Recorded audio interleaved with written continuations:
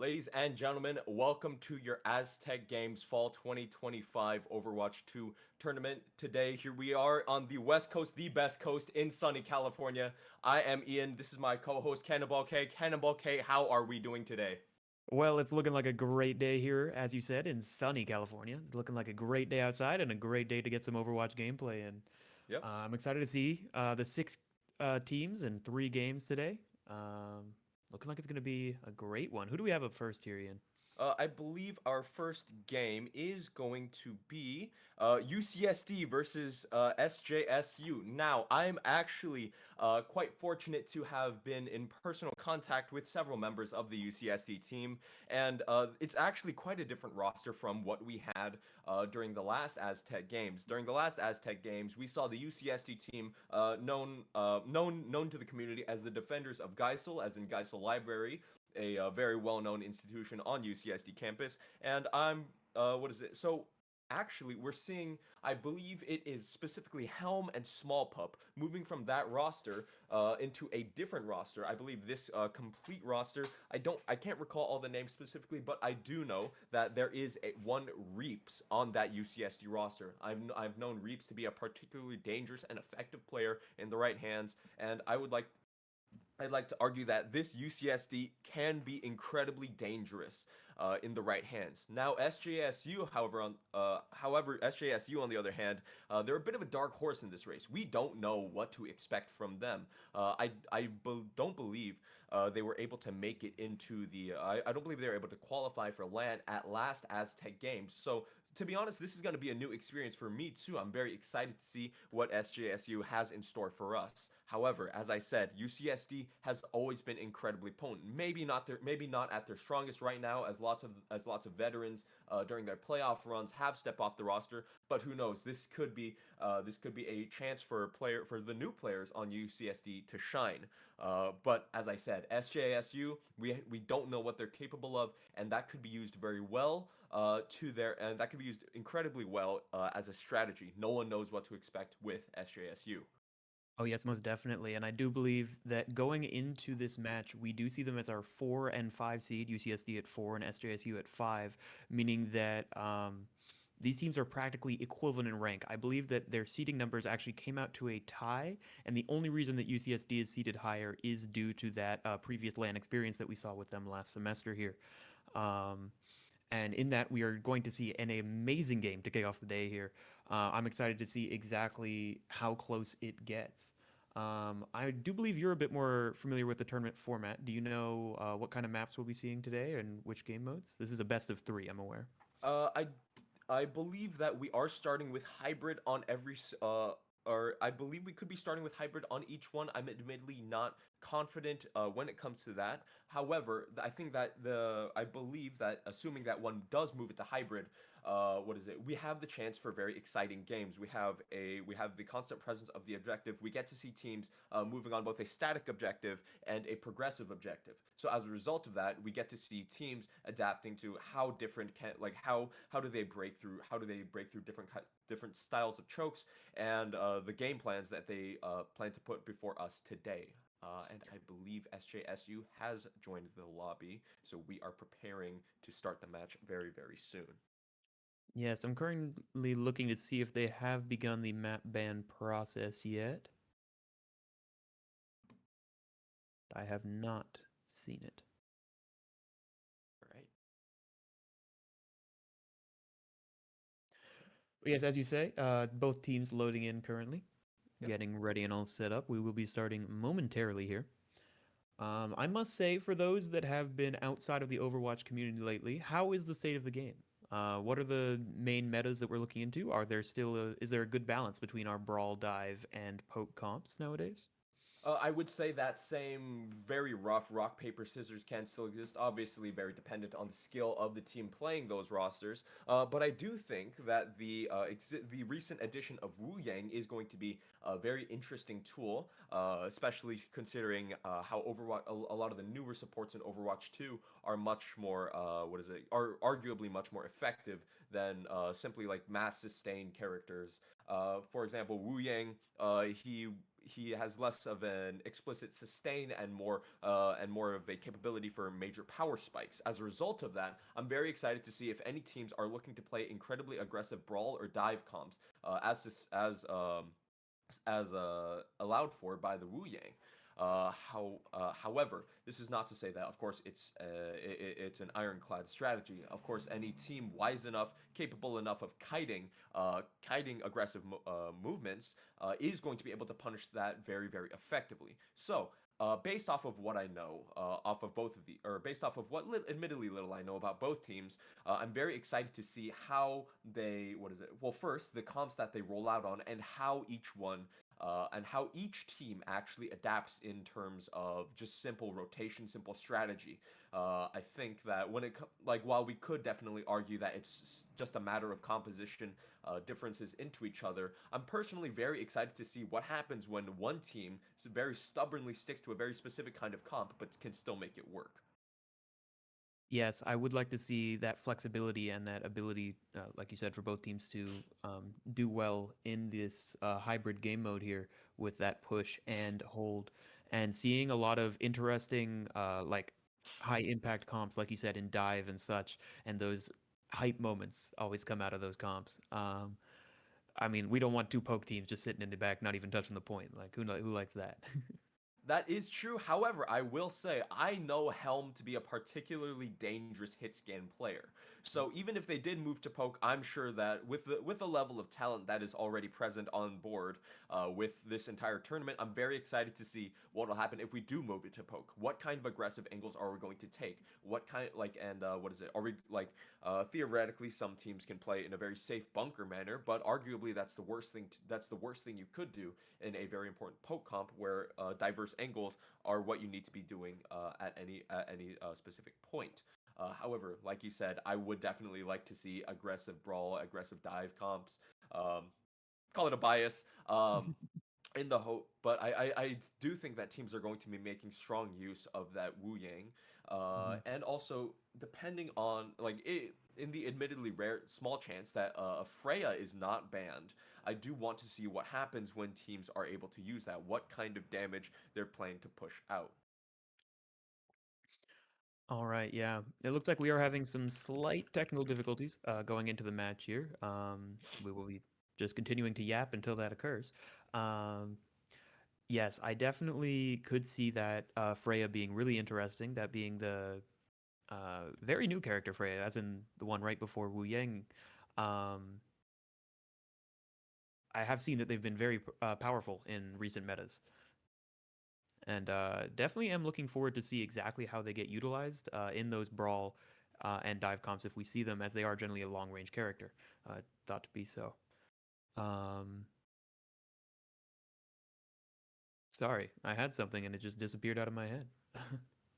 No worries at all. And it looks like UCSD is almost all in the lobby. We are bound to start very, very soon.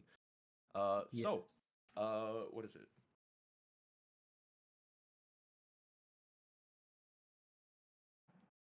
So we are getting ready right now. How exciting!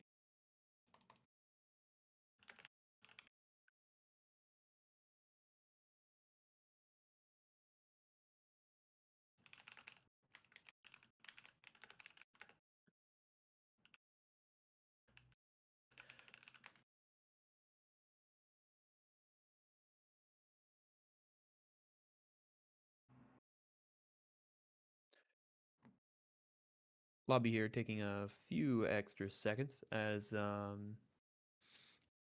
looks like our spectators are also having a couple issues. Looking for a high production quality stream today. Hoping to get best views we can as everything gets sorted out here. The other matchups that we'll be seeing later today, I do believe, are,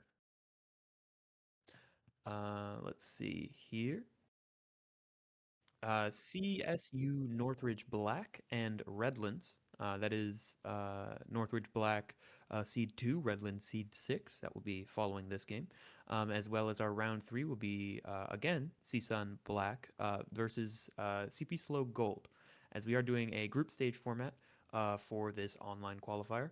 I do believe we have two groups of 4 teams running round robin. And so I'm excited to see how that turns out. Yeah, I'm personally very excited to see CSUN Black in action. At last Aztec Games, they were very, very strong with their Sombra composition. Let's see, headed by Bruh Nugget, very, very, very, very notorious on the ladder for, what is it? Very notorious on the ladder for being able to use that, what is it? For being able to use that Sombra very, very effectively. I'm personally very, very keen on seeing what they're capable of doing with that comp again. I'm curious to see if they're still going to be on that Sombra comp as they've always been, or if they're going to be, or if they've looked to retool their advantages a little bit, or if, yeah, if they've looked to retool their compositions a little bit more. I'm very hopeful to see what is awaiting us for CSUN. And in the case of Redlands, I don't think I've seen, I think much like SJSU, we haven't necessarily seen them in action either. I'm very excited to see what they have in mind. And for our round 3, we actually have CP Slow incoming as well. What is it? If you guys remember from last Aztec Games, I believe it was CP Slow who played against Cal Poly Pomona. Cal Poly Pomona, notoriously powerful, notoriously a major player in the Southern California circuit. But I don't think CP Slow is looking to let that slow them down or weaken them in the slightest. I think they're looking. I think they're looking to make that. What is it? I think that they're looking to show that this time around, with CPP out of the question, they're still a threat. They're still dangerous. Very much could have been the result of a poor, very much could have been the result of a poor seeding that they were unfortunately placed into a match with CPP. So I'm very excited to see how they play, especially into CSUN, a team that does have a strong, history here at Aztec Games.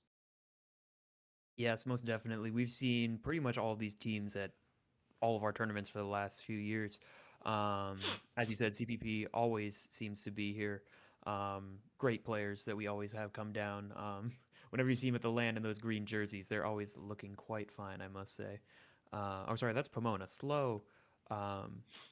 Always they show out with the they always bring handmade signs that for each of their players. They have a great support staff that always comes out to come look, and as everyone else should when they come out to Aztec Spring Games this November 22nd and 23rd. Sorry, Aztec Infinite Games. Spring Games was last semester. Yeah, it is an exciting time to be on SCSU campus if you happen to be in the area. Tons of community events. Obviously, the tournament's going on. We'll have about 4 running at the same time. Sorry, make that 6 running at a time this semester, with streams going on for all of those, as well as obviously being in person. Artist Alley, tons of community events, giveaways, and the like. An amazing weekend if you have the time to come down.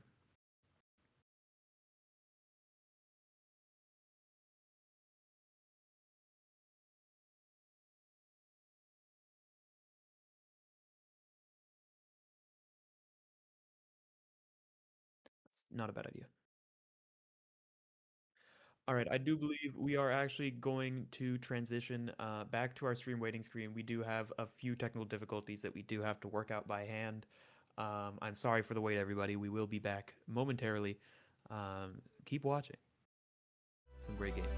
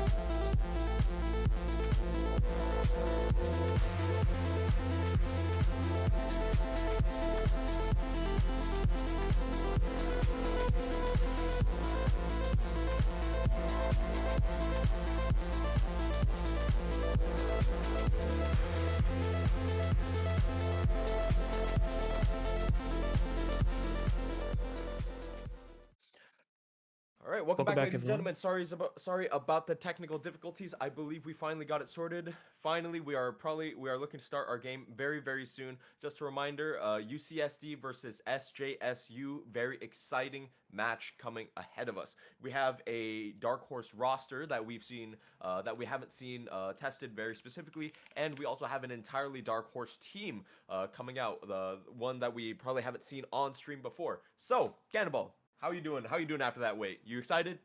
I am, I must say, feeling rested, rejuvenated, and come on, man, this is a 4 seed versus 5 seed. This game has got to be good. I'm on my edge of my seat, and we're just sitting here in the lobby. Like, something's gonna happen. I'm very excited to see what we have in store for us. We're starting off on Ilios, and if I am correct, let me check our bans very quickly. Let's see. Sorry, I don't believe I actually have our. Let me check our bans actually. I believe we have Hazard and Wu Yang both banned. So what I'm going to predict here is that both teams are going to look to play a slightly slower tempo comp, probably something more sustain based rather than explosive, rather than with explosive momentum like the other, more aggressive dive comps. But then again, the Winston still exists, the Ana still exists, so there could be a world in which a team looks to set up one of the more conventional dive comps that we've seen historically since as far back as 2017. So I'm very excited to see what we have in store for us. In particular, on Ilios, where control of that high ground, particularly when it comes to, I believe it's Lighthouse, is incredibly important. But I am curious to see how each team responds to the different terrain sets on each phase of the map. Yes, I am excited to see that pit get used, I must say. It is Ilios, it's what it's known for. Um, these teams, as you said, they're a bit of dark horses. I wouldn't be surprised to see if at least one of them on the stream here is going to try out to pull out some funky stuff. I am very excited to see it happen, and if I'm correct, we are loading into the lobby right now. The game is about to start. Yes, it is. You can see our two rosters here today. I do believe that left team 1 is UCSD, unless I'm incorrect. Tell me if I'm wrong. Yes, UCSD is starting on blue side, and we have SJSU starting on the red side. Yes, we are. All right. As you said, we have a lot of good incoming in this map. I'm just ready for it to get started.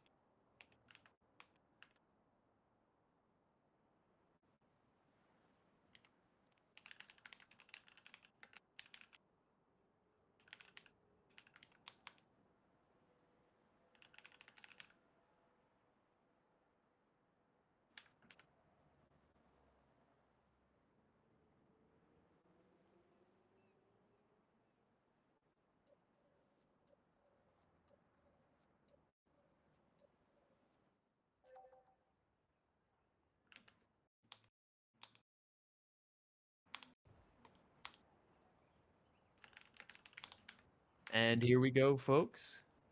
Both teams loading in now. Just a few seconds on the clock as we get our rosters locked in. Ready for battle. Very exciting game ahead of us, and I'm curious to see if these teams actually start off on what they're. I'm curious, are these teams actually going to try to do anything unconventional here? That ball could definitely be very effective here, not only for the pit in the middle, but also for the tight chokes that that specifically well has. Now we do see Budget rolling out on the hog. I wonder if he's actually going to commit to it. And it actually looks like he is going to commit to the hug. We might be looking to get some hug goals into the pit. Both teams making to the choke. Both fighting for the mini room. Very, very exciting. Taking that wide angle. Looking to poke out Kohumi on the other side. Looks like both teams are just looking to rotate and play very, very carefully on top of that. Very, very carefully on top of that. Apollo actually jumps Helm. Helm goes down first. First death of the series. And it looks like the rest of SJSU is looking to want to dominate that space. Apollo very handily cleaning up on Small Pump. Budget is trying his best to make something happen, but unfortunately not going anywhere. Helm does bump off of that Freya. Budget is still alive in the backline, but I doubt for very much longer. He does use that big treatment, and unfortunately not going to be used very well. SJSU takes that first point handily. I'm very curious to see what kind of company what kind of plan UCSD actually has for this. Actually decided to remain for the hog, even when rolling out with a very aggressive dive DPS. Yes, a great first engage by SJSU there, already immediately forcing the circles of forced to lock in on these intense fights. A little bit of overload. That feels better. Find Gloomy. Come here. I can heal you. Come to me for heals. Just doing their best, trying to dominate some space. Finally able to clear SJSU off of their space. And 7VFG does go for the dive. Does force the Kirisuzu, and Kohuni manages to clean up on Small Pup. SJSU does commit to the fight. Now funneling UCSD into that mega room. There's like, Helm does get the kill onto N7VIP, but Budget goes down in return. UCSD down one without a tank. Helm gets another kill. Helm is looking to dominate the space and immediately follow up onto this space, onto the point. Looks like UCSD does go for the swap onto the Diva pick, looking to play a more cohesive dive, and Helm is looking to dominate the space with the rest of his team. N7VIP does go for the dive, but find anything! Apollo gets the one back on the ISO. Both teams are looking to fight on top of that mini room, but unfortunately it's not enough for UCSD. Helm goes down, 90% ticking down to SJSU. Does get the kill onto Small Pup. Budget does get back. We are now entering overtime, 99% on SJSU. And it's just a handy cleanup for SJSU. And the point is now their favor, 1-0. One more map. We are now on to map point. Easy prey. Score 0-1. Any thoughts on what we just saw? I personally expected that UCSD would have had a much stronger fighting chance going into this. We know why we're here. Let's get to it. Cannonball, you there? Yes, I'm here. Sorry, just working on the back end to try to get this frame rate issue for this stream sorted. Yes, what a great first point there. Totally taken care of handedly by SJSU there. I am excited to see exactly how the second round plays out and how UCSD decides to adapt. Both teams rolling out with that Sim TP. And both teams are looking to control that middle space very, very effectively. Budget goes for the dive onto Kohuni. Gloomy does go down first, but Budget gets the kill onto Kohuni in return. Budget is looking to dominate that space, does clear it. Rusi getting dangerously low, but it looks like UCSD this time around, they're looking to start the fight evenly. Budget makes his way towards the point, and 7VIP is looking to dominate the space. Budget does get very, very low. Suzu is forced out by SJSU, and a very, very quick cleanup coming out on the side of SJSU. UCSD does, unfortunately, not win the first fight. Again, SJSU getting off to a great start in this round here. Trying to get as much as we can information-wise to you all. Taking a lot of aggressive space, SJSU here. UCSD coming in for their second push. Budget doing his best to cause some havoc. Rusi actually manages to get the kill onto Helm. ISOXO does get the trade kill onto Apollo. Kohuni does get very dangerously low, but N7VIP takes out ISOXO. It looks like this fight is going in favor of SJSU. Budget is doing his best to cause a problem. Small Pup is forced to TP in and use her Suzu. Unfortunately, not able to get much out. Budget does his best to get away. 33% in favor of SJSU. The ult bank on the side of SJSU is also much stronger. We do see the pulse coming out, probably looking to force out a Suzu from Small Pup, but we also see the Kiri ult coming out very, very soon. Budget goes for the high ground above point. Does try his best to force it out. Kohuni getting dangerously low. Small Pup going down. Gloomy managed to take out Kohuni, but Apollo managed to take out Helm and some VIP taking out ISO. Budget again doing his best to cause some havoc on the point, but unfortunately not going to be able to do very much. Gloomy does manage to get out, and Budget as well. Yes, Budget manages to get out, but unfortunately it looks like Helm and Small Pup are both going down fairly frequently. Helm doing his best to dominate that middle space, looking for an angle. He does get dove by N7 VIP, but I don't think it's going to be very much. N7 VIP though does go for the recommit.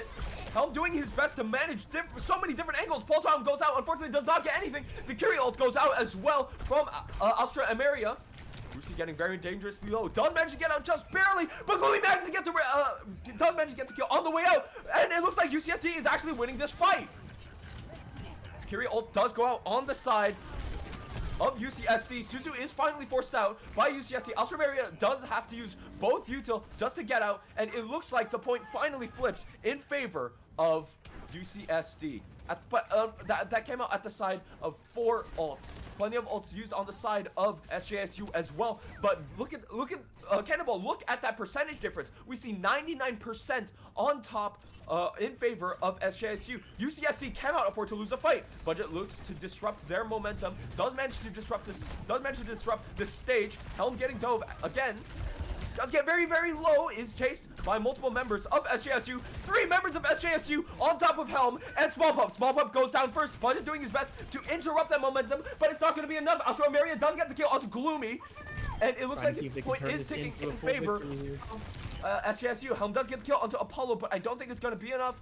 There is ISO doing his best to create some time. Helm unfortunately backed into a corner, does go down. Budget, the last asset that UCSD has going into this. Gloomy does get to beat off, but unfortunately not able to come out on the side of UCSD. Budget does get the environmental kill off of SJSU Kiriko, but it's not. But he's just getting focused on what he was able to do. Small Pup is getting gunned down.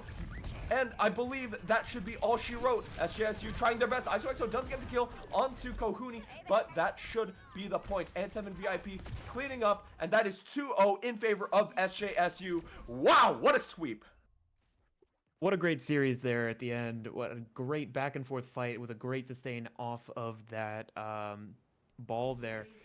Excited to see how this moves forward as SJSU takes the 1-0 lead in this best of 3 series.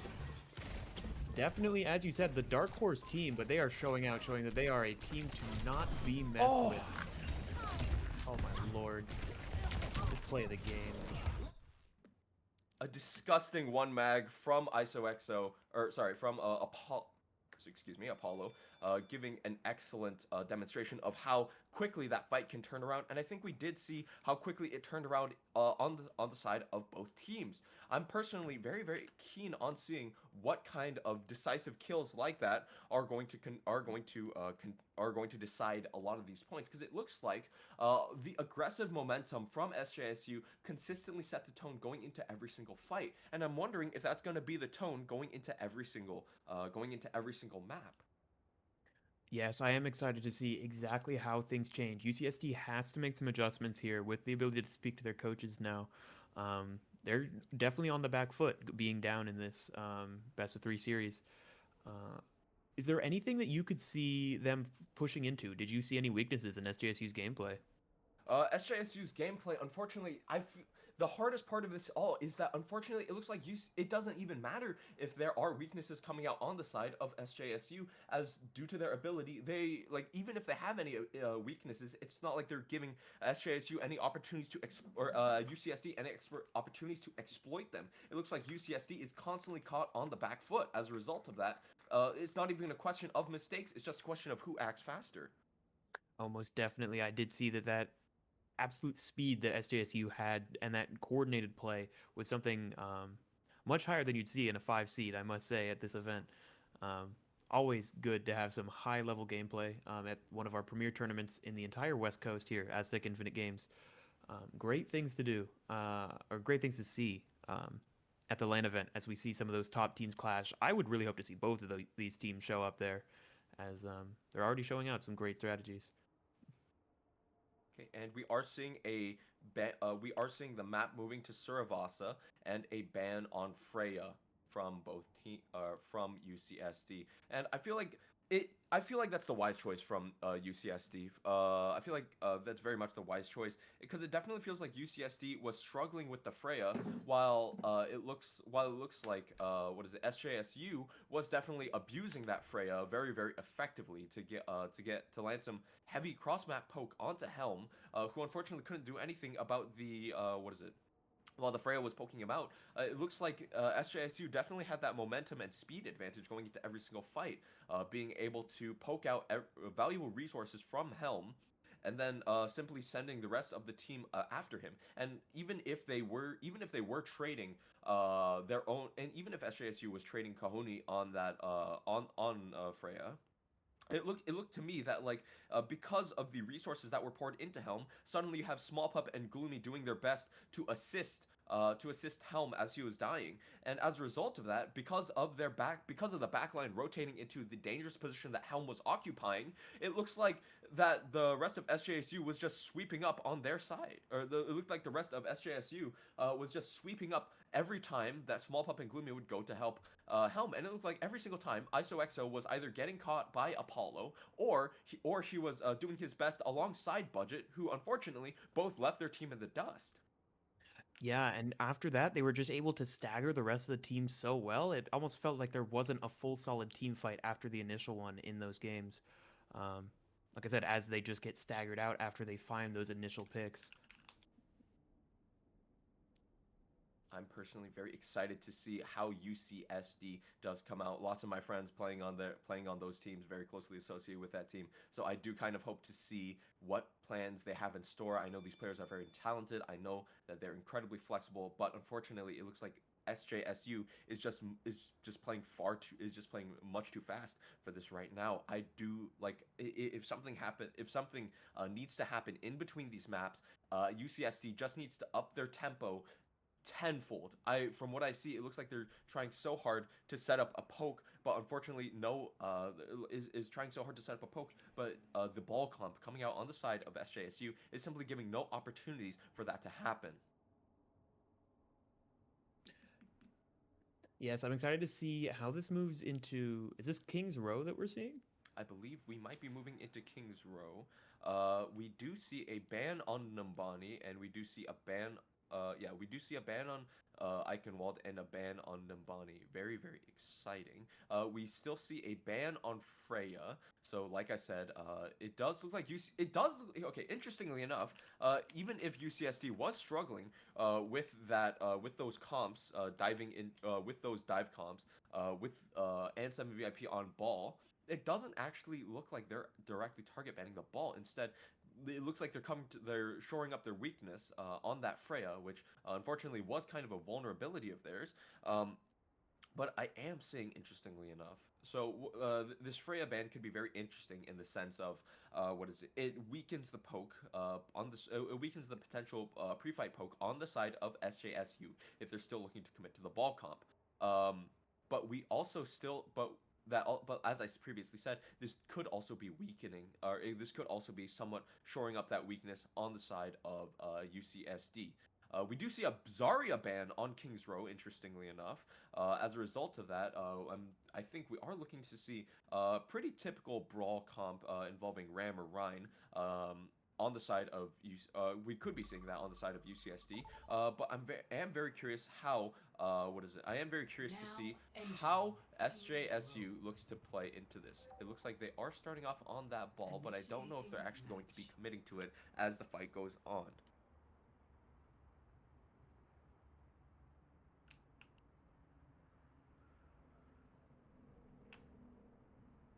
We are a few seconds to allow everyone to load in.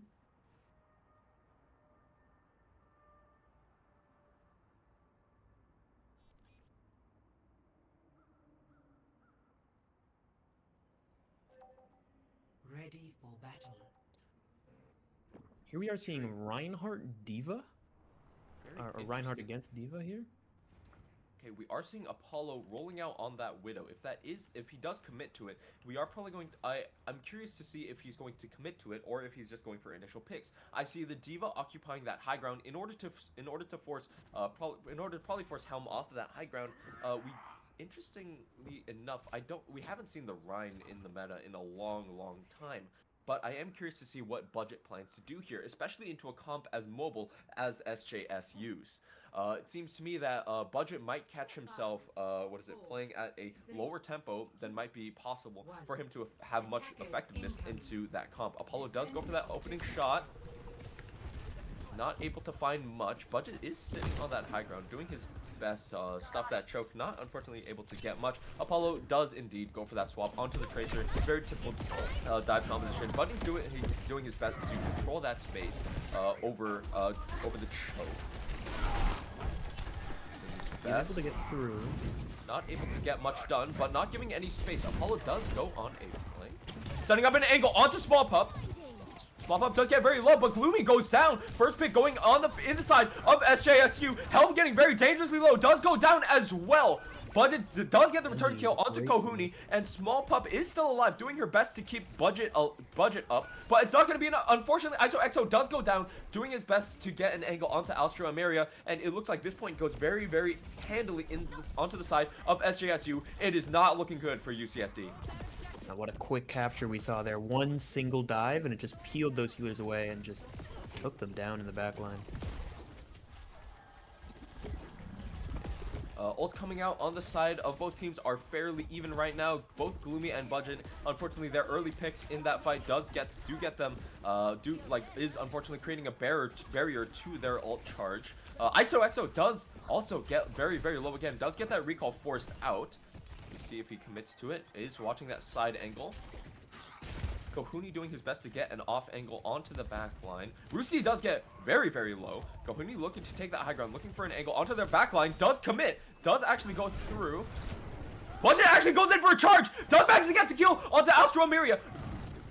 They need to deal with this Reinhardt into their backline very soon. But Wui angle actually going out onto Kohuni. I do believe that might have been unnecessary, as the rest of SJSU does crash down onto the rest of UCSD, and that's the choke. That's the choke just easily blown through with merely one ult that was arguably not even needed. But plenty of ults coming out on the side of UCSD. But Kohuni has to take out Gloomy again! Oh no. Such an overcommit there from Budget and from Gloomy, just getting staggered and caught out. Down an entire healer into this next choke point. Budget does go for the charge out, wisely deciding to disengage from that carry ult, but Small Pup did use that Suzu. That's a long 10 seconds before such a powerful ability is ready to be used again. It looks like UCSD is looking to set up a aggressive move here. Small Pup does go for that. Roosty is pressured by Budget, but he does get taken out. Kohuni does manage to take out Small Pup. Helm does get the return kill onto Kohuni. Beat comes out on the side of UCSD, but they get the charge onto the D.Va, who does use the self-destruct, but it looks like UCSD does manage to establish somewhat of a foothold, and 7 VIP is on that threat, but Gloomy goes in alone! He does get taken out, and the rest of UCSD does their best to follow. Unfortunately, do go down. That is 2 ults used on the side of UCSD when they were sitting on an ult bank of 5. ISO just taken out there, trying to stop the cart by as much time as they can before the checkpoint there. And 7 VIP does take the high ground, looking to dominate that space, looking for vulnerabilities, onto the, but Bunting gets the charge kill! What a charge! Don't manage to take out Cody in return! The rest of SJSU falls apart! What a slam coming out on the side of Budget, halting all their momentum, and much needed hold 4 minutes left.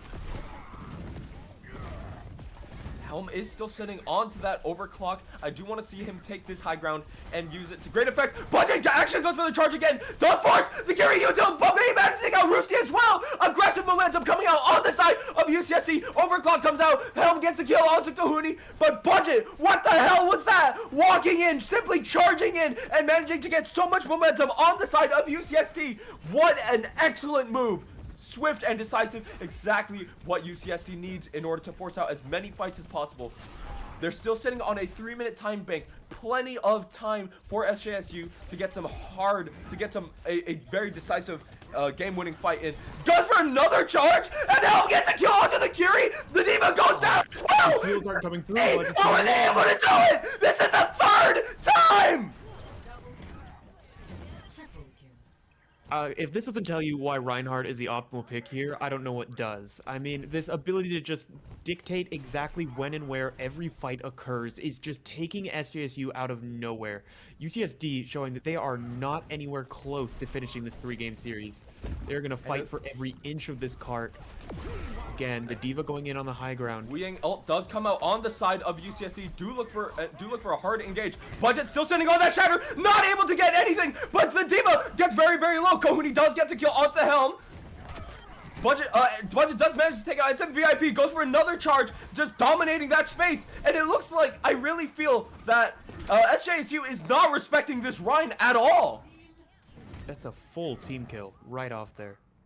They don't even worry about staggering. Confident just to take another fight. Roosty going onto that swap for the Baptiste. Pretty interesting with that D.Va composition, as typically we see D.Vas outpace the Baptiste, but we'll see how this goes. Kohuni very, very close to that ult. Probably going to make use of that Dragon Blade here. Probably going to be canceled out by Gloomy in return. Okay, Kohuni doing his best to poke this out. UCSD probably looking to play, or SJSU probably looking to play this very, very slow before leading into that fight. Kohuni dives with that. Unfortunately, not able to cancel out the Gloomy beat, but Kiriko Suzu does come out on the side of Small Pup, doing her best to keep Budget alive. But A7 VIP on top of Budget in the backline, and very handily, very quickly, SJSU manages to flip that momentum. But Budget is coming very, very close to that Reinhardt ult, and like. Cannibal, I want to point something out. That was a 4.5-minute time bank that UCSD was playing into, and they somehow managed to do it with a Reinhardt in current year. 3 minutes they earned off of that. And 7 separate VIP. team fights. Yep, and 7 VIP looking to control that space again. Budget looking to make some space for his team onto the cart. And 7 VIP does commit onto the backline. Small Web goes down first. Helm goes down next. The Sojourn on the side of SJSU does go down. Gloomy barely getting out alive. Apollo, Budget is still alive, if only barely. ISOXO looking to pressure him out. Budget does get... Goes for the slam onto the D.Va! The D.Va does get the Kiriko Suzu and the Bap Immort, but that's two incredibly powerful abilities gone down with the use of the Shatter, and it's not going to be enough! UCSD making full use of all those burned resources in order to dominate that space. Budget still alive! We saw how dangerously low he got, but it looks like SJSU didn't even walk onto him, onto the Mega, letting him get it for free, and letting him get off that Shatter, turning the fight. This is Budget's world. We're just living in it. This man 30 seconds left on the clock. It looks like SJSU coming close to that Blade and that Sojourn ult again. UCSC's sole ace in the hole here is going to be that Kiriko ult. I do want to see, and he goes on the charge again! Roosting Go with his pants down! A fire strike from Budget! He's ripping and tearing all of SJSU's resources! How do they let him get away with it? Oh my lord, it's just N7 here, caught out in the back line. Getting themselves staggered. If they can't get back here, that's going to be even more time lost. The overtime running out here. Big pop Good damage onto Kohuni, no value with that Blade. Apollo does his best with that Sojourn ult, but it's not enough! What the hell did we just watch? A King's Row 4.5-minute hold with a Reinhardt in the big 25. I'm rethinking everything I know about this game. Budget just stood there. Budget making it look like it's 2016 out here. I'm getting flashbacks to, you know, Season 1 Overwatch League. Like, this is insane. You do not see this every day, folks. This is Aztec Infinite Games for you. I'm personally very excited to see if we're going to see more of that Reinhardt on the side of UCSD. I would say it's much harder to play as a Reinhardt, especially with the amount of high ground present on the first and particularly on the first point. But honestly, after what I've just seen, I feel like Budget is a miracle worker. I feel like he can definitely make it happen. If this is the case, I think that SJSU's best strategy here is going to look to dominate the high ground and look for angles, get immediate picks like they did previously onto Small Pup and Helm. It seems like that backline core is probably the weakest, or definitely not the weakest link, but definitely the most vulnerable part of that UCSD line. It looks like Budget is playing at his own pace, and you said it before, it's Budget's world, we just might be living in it, and unfortunately that might even include his own teammates. You are not wrong. They are just following exactly what he does, getting as much as they can. Coming into this first choke now. And 7 VIP not actually starting on that high ground, not scouting angles onto a vulnerable backline, but it looks like UCSD actually rotating as 5, getting under, making a very, very successful rotate underneath the point to Mega. And it looks like they're going to look to clear the high ground here. Helm does get pretty low. It looks like you can see just how much they practice as Reinhardt. Budget actually does get forced off of the high ground. Gloomy also getting very, very low. But it looks like that space is pretty clearly held. Budget does get very, very low. He is forced off the high ground again. With the charge. Small Pup does need to cover him on the way out. ISOXO doing his best to cover. Apollo Helm does get the kill onto the Wu Yang. Apollo gets the one mag! Budget doing his best, does get the kill onto Kahuni outside of the Baptiste and Mortality Field. Does manage to demech the D.Va as well at the trade of his own life, but I think that trade is plenty worth it with Helm and the rest of the backline covering that point. And should I add, SJSU has no tank to cover the entry back on the point. Does get missed a shot onto the BAP, but the BAP still goes down with ISO there to cover him. Get the recall. Kahuni does get very, very low. The Reinhardt is back. ISOXO not happy with how that last fight went. Does get the return kill onto Apollo. Kahuni gets cross-mapped by Helm. And 7 VIP goes down at the hands of Budget again. And that is a very, very decisive win on the side of UCSD. Determined to prove into their was an anomaly. They left one player behind to push the cart. Chasing as much as they can. Gloomy doing his best, a real team player. Everyone give a shout out to Gloomy in the chat, please. Budget looking to dominate that space. And 7 VIP actually going for the Ram, arguably the stronger Brawl character. But I do want to see what Budget does here with his ult. We do have lots of ults coming out on the side of UCSD. Helm does almost gets his head taken off. Budget looking to hold his corner, very, very typical strategy. Does want to force lots of SJSU to look at him. Apollo on that off angle again, very, very low, but still sitting on that pulse. A potentially fight-winning ult in the right hands. Trying to get it whatever angle he can. Form comes out on the side of UCSD as Pulse Bomb goes out onto the side of Budget, who unfortunately is beat down by all of SJSU. Right as they've gotten there. Yep, it looks like that Pulse Bomb and that Ram Form combined were plenty to stop the momentum that UCSD had. But UCSD still sitting on 5 ults. I do want to see how they turn this around. Let's see what Budget does with this in mind. Oh, he's slamming that. To the Baptiste. Immortality goes out. Kiriko comes out on the side of UCSD. And it looks like UCSD, unfortunately, that Ram is much too dangerous of a threat. 3 ults committed on the side of UCSD, unfortunately, into excuse me, onto SJSU's 2 ults. And very, very poor situation for UCSD. Yes, Budget's world does seem to be crumbling a little. They still have a full 3 minutes on the clock here to play with. This Ram is definitely starting to shut them down. Goes for a charge, not able to connect it in. Great play on the cart here, but Budget is still just alone here, pushing everyone back. He comes out on the side of UCSD as well as Ram ult. Is Budget going for the... He's getting... No way! What did we just see? What the hell was that? UCSD! Budget! Going into that fight. 2 ults into how many on the side of SJSU? 3! Budget sees the Ram ult go out and decides, no, I'm not gonna have that, and dumps him into the hole. But that was a full-length charge. What are you 2016 Muselk? Like, are you sitting here trolling in a casual lobby? This is a tournament. This is an equal-seeded match. This next fight could decide it all. No ult on the side of SJSU, but a shatter in the oven and a pulse bomb on the side of UCSD. This could be the last fight of the map. Let's see what Budget does here. Unfortunately, lots of high ground occupied on the side of SJSU. So it might look to be a charge onto the back line on the side of Budget. Budget does go for the point blank onto the Ram. The Ram gets dangerously low. Wu Yang ult goes out on the side of the Ram. Apollo gets Gloomy, and it does look like that is enough to stop the momentum on the side of UCSD for this point.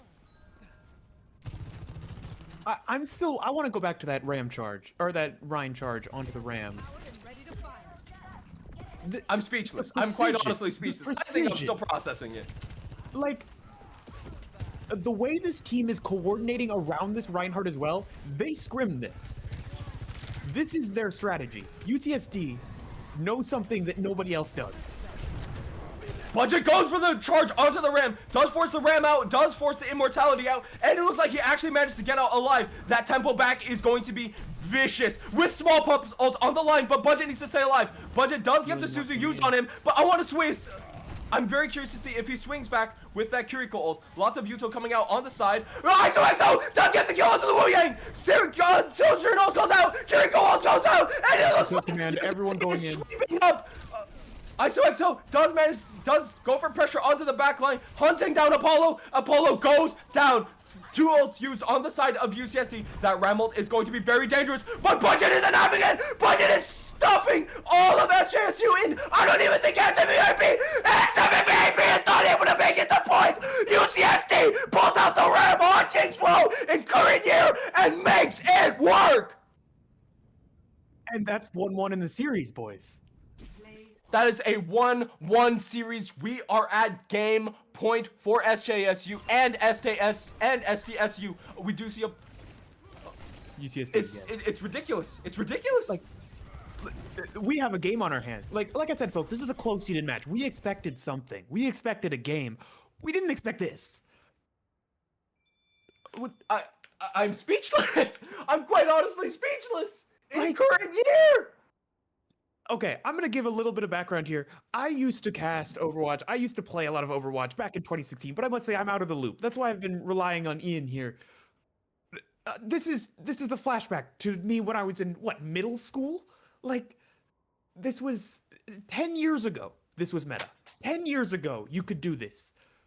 It looks like Budget's lightning pace on the first couple of maps has turned around viciously in favor of UCSD. I know that it's hard to say. SJSU is probably going to look to move away from tighter, more horizontal maps like tighter or horizontal maps like King's Row, as we just saw. They're probably going to look to use a lot of those. A lot of much more variable maps like Ilios, where you have multiple different angles to approach a fight. But I'm quite frankly stunned. I do want to see how does it looks like UCSD's bread and butter is going to be that going to be the approach of the hammer rather than the scalpel in this case. So Yeah. I'm very excited to see how are they going to apply this to other maps. It looks like Ilios, unfortunately, the geometry of the map prevented them from being able to effectively control it prevented them from being able to effectively control a single dominant lane, which they appeared to do so effectively on this map. I'm very curious to see what the map is coming up. We are moving on to push. We do say Colosseo ban. Let's see. You say a hammer, not a scalpel, but I must say that hammer was wielded with scalpel-like precision. The way that they could just pick out every missing opponent and slam them with those charges and just turn the tide of a fight in moments. And then the rest of the DPS and healers just having the full confidence that there was no way that they would fall in the back line and just take on the entire team on their own, and then getting that hammer coming back on that anvil and slamming the team from behind. It was poetry in motion, I must say. It looks like the best way to peel pressure off of it looks like the best way to take some pressure off of Helm, Small Pup, and Gloomy was just to send a Reinhardt right down the middle. Yeah. What is it? The very famous distraction Reinhardt strategy. Very effective in the hands of UCSD, it seems. Oh man, I'm very excited to see what other strategies we have cooking up. We do see a ban on New Queen Street and a ban on Coliseo. Let's see. Yeah. Uh, ban on New Street, Queen Street, and a ban on Coliseo. That ban on Coliseo could be very, very interesting, as Coliseo, in my opinion, is one of the maps that favors the single lane approach that a lot that Reinhardt or Ram based compositions typically tend to favor. Most I'm very definitely. curious to see if UCSD is going to apply that method to other push maps, or if they have something else entirely up their sleeve. Oh yeah, I could tell that with that aggressive gene that they all just showed there. I would love to see like some kind of Orisa play, maybe a Pharah just going behind, something like a Pharah Mercy flying behind. Something that no team is prepared for in this day and age.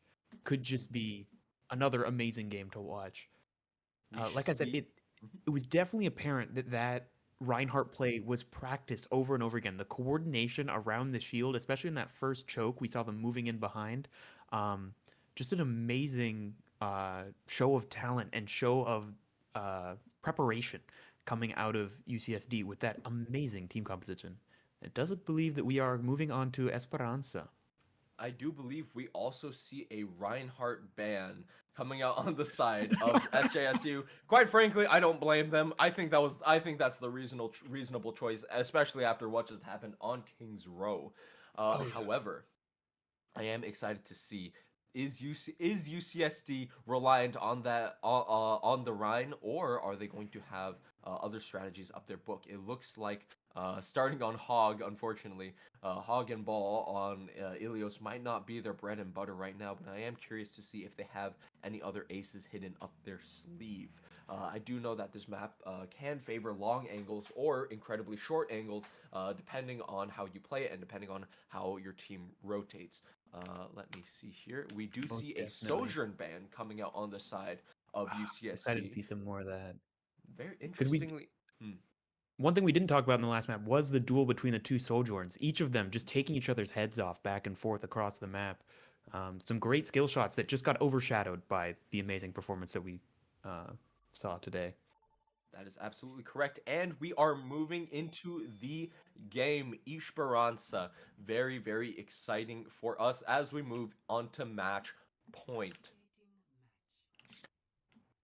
So I'm thinking that I should commentate the entire rest of this game in Portuguese because it would just make sense that way. It would still be a lot of yelling Reinhardt, except they're banned. Is there a term for insanity in Portuguese? Because I I feel like I might be shouting it plenty into this coming map. I mean, there's quite a few. I mean, you can go with the classic Luku or uh I mean, just yelling Vamo tends to work. I'm sure many people know. Well, I'm sure that this Uh, game is definitely going to be very Luku. We do see Budget and Helm rolling out onto that Zarya and Reaper respectively. It does look like it's going to be more of that same blunt approach that was used by the Reinhardt, even if it might not necessarily be by a Reinhardt. But I do see SJSU rolling out on a ball comp, something that's going to be incredibly slippery and hard to get your hands on the side of UCSD. And here we go, last map of the series. Full dive here. I'm excited to see how this Reaper plays around it. Will they stay back and support their supports, ready to just take down anytime that SJSU decides to dive in, or if they are going to go for their own dives?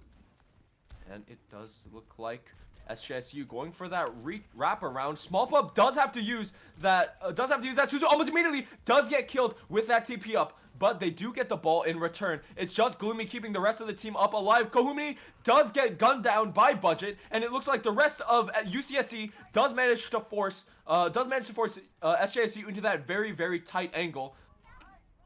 Alstrom area just barely getting out with his life, and we are moving. I think this might be the first time that UCSD actually won the first fight this whole series. I believe you're correct, actually. And just taking that momentum from the last game, I think my mental would be broken after that second game out of SDSU. Looks like SJSU is looking to set up a pinch onto it. Helm already getting Kohuni very low. Wanted to make sure that he's not going to step up without much interference. And Rusi does go down first. First death of this fight. Helm is alive and well in that SJSU backline. Does manage to wraith out, making himself plenty of time for Budget to come through and fill out the fight. It looks to me like UCSD went into that first game like it was a warm-up. And now they're just showing all the confidence in the world. It's just bleeding through their gameplay. You can just see them taking every fight. They know they're going to win it. Confidence might be the perfect way to describe it. Small Pup does actually get that Kiriko Suzu forced out almost immediately, and TP, and Small Pup goes down first. This is very, very dangerous water for UCSD, but Helm does get the kill onto Rusi. He is holding that high ground, doing his best to put some pressure onto Astro Emiria.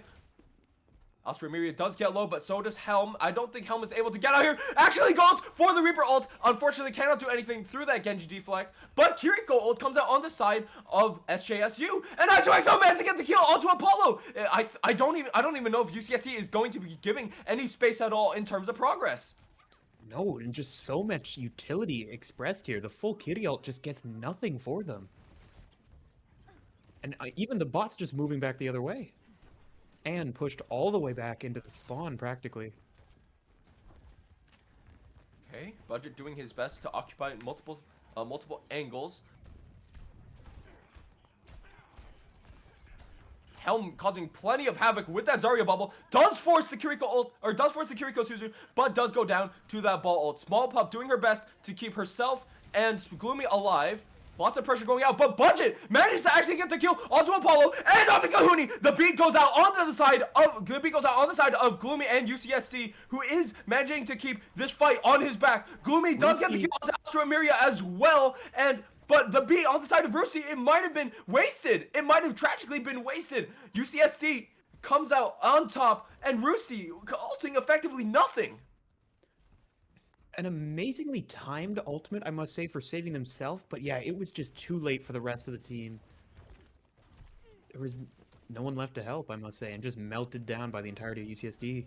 They rotate for another team fight here. Small Pup does use that Kiriko ult. Blade comes out on the side of Kohuni, doing his best. Unfortunately, not going to be able to do enough with that Zarya and Kiri ult. A brutal amount of DPS going into Kohuni with that full charge Zarya and the Kiriko ult. We are looking at 100 meters to 0 in favor of UCSD. This fight could be over with this next fight. And what a story it would give too. If this fight does not go the way of SJSU, they took this stage early. Great ball, great Kiri ult. Bubbles goes out on the side of Budget. Helm gets the kill onto Astro Emiria, and he's just causing havoc causing havoc on the front line. Apollo goes down.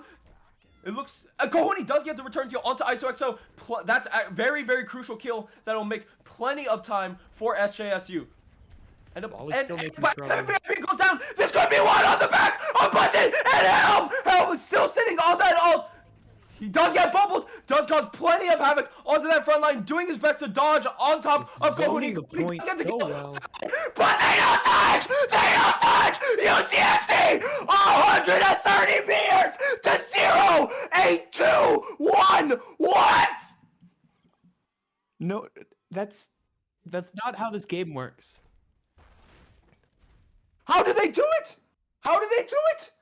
After such an odd showing on the first map, all it took was Budget playing Reinhardt on the second map, and now all momentum is in the opposite direction. UCSD, I don't think they lost a single fight.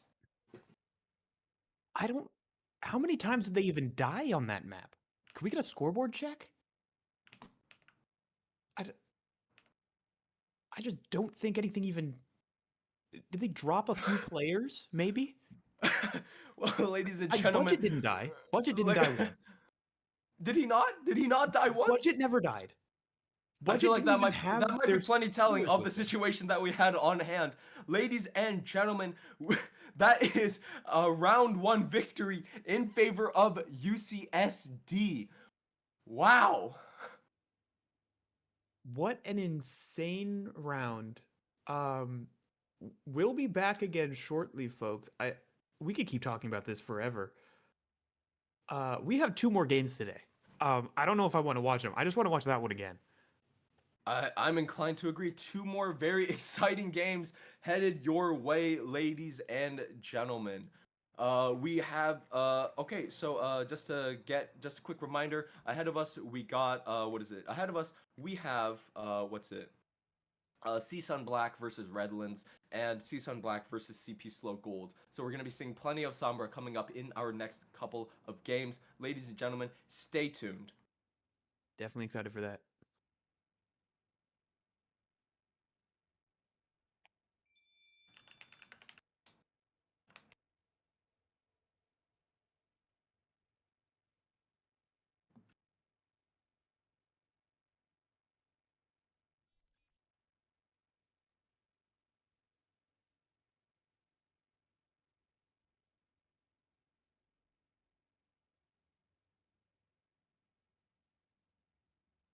Do I look like We might as well talk the game. How, Yeah. what is there to say? What is there to I- say, quite simply?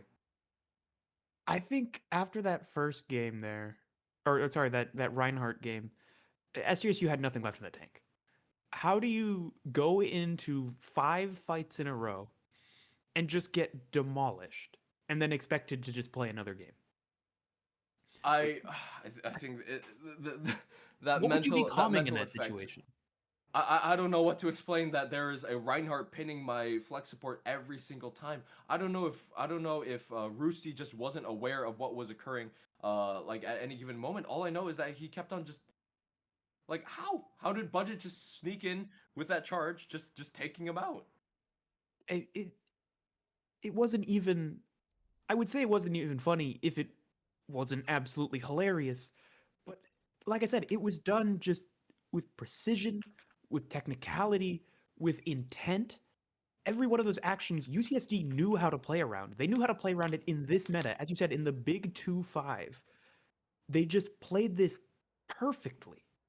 And especially that second or that third map there was just a cakewalk for them. They just walked all over the entire enemy team. Just one fight after the next, got all the damage they needed, took out the supports as soon as it was needed, and didn't even respect the dives when they happened. The 2 healers just turned to each other, and that Zarya just stayed alive in the front line. There was no peel. It was, like I said, disrespectful, if it wasn't so beautiful. Disrespectful might be quite honestly the most accurate way to put it. But I think I also want to talk about how that Zarya comp was used so effectively on the side of UCSD, because I believe I brought it up on like I feel like I can see UCSD's strategy evolving map by map, where we saw Helm and Small Pup getting killed somewhat consistently throughout what is it? We saw Helm and Small Pup getting consistently killed first throughout the first map. Then we see an effective strategy, that being the distraction Reinhardt on King's Row. We see the distraction Reinhardt coming through very effectively on King's Row. What is it? And to the point where it's like, well, you can't ignore him. You can't ignore him and simply go for Helm and Small Pup, as you need to take the long direct route. And what is it? And on Esperanza, where we did see it was a Luku game. Quite honestly, it was a Luku game with what is it? All that sustain, all like those bubbles being used very effectively onto Small Pup, and it looks like Helm didn't need to be a dump in those resources either, as a result of him playing that very slippery Reaper. And ladies and gentlemen, it looks like we are preparing for our next game very, very soon, and we are going to be moving back to our waiting screen. Stay tuned, lots of exciting games headed your way. Be right back.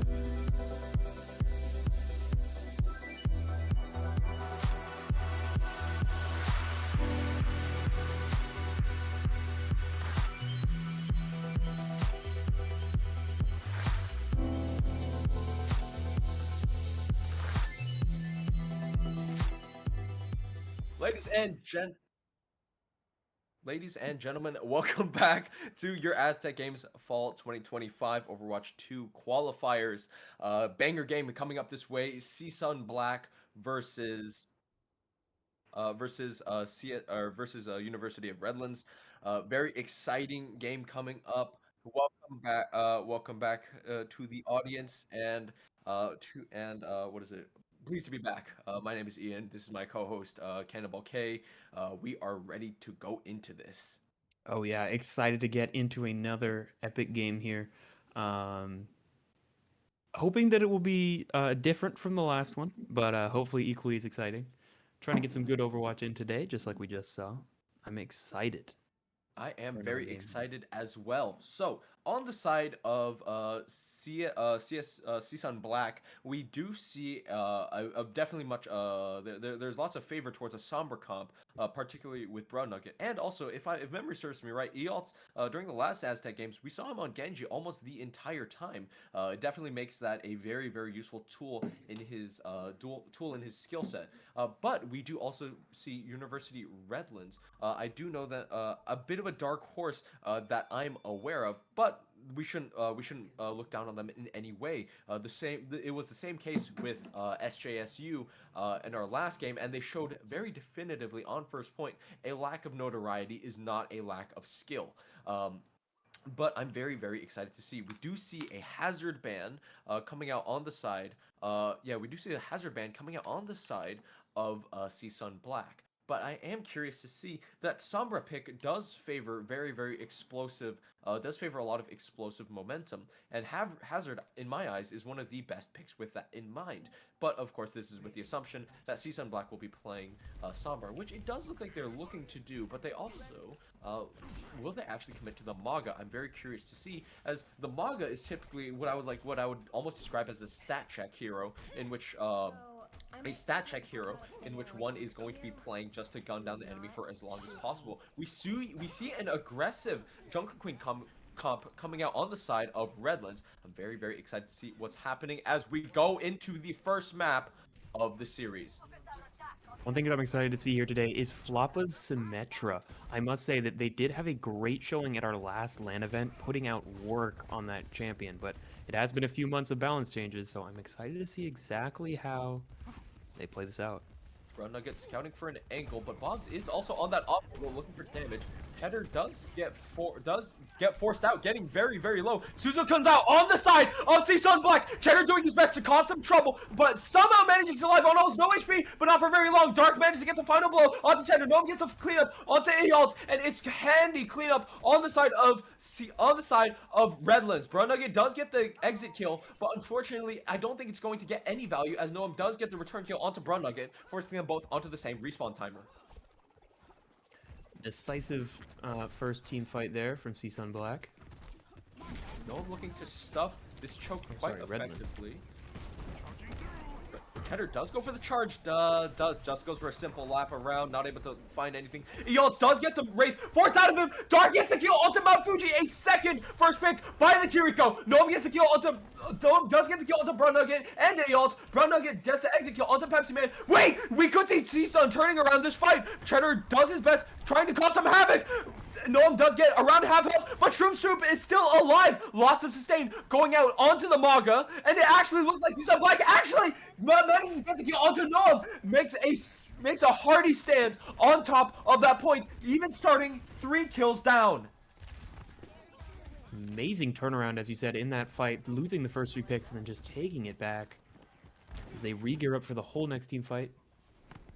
Great moves from Brown Nugget. Does look for an alternate angle, but this time it's the other Kiriko. Shroom Soup getting that first kill. Ealtz gets the kills onto Noam. So much momentum on the side of CSUN, not willing to give a single inch of space, and recognizing and wisely jumping on top of all vulnerabilities that they spot in that backline.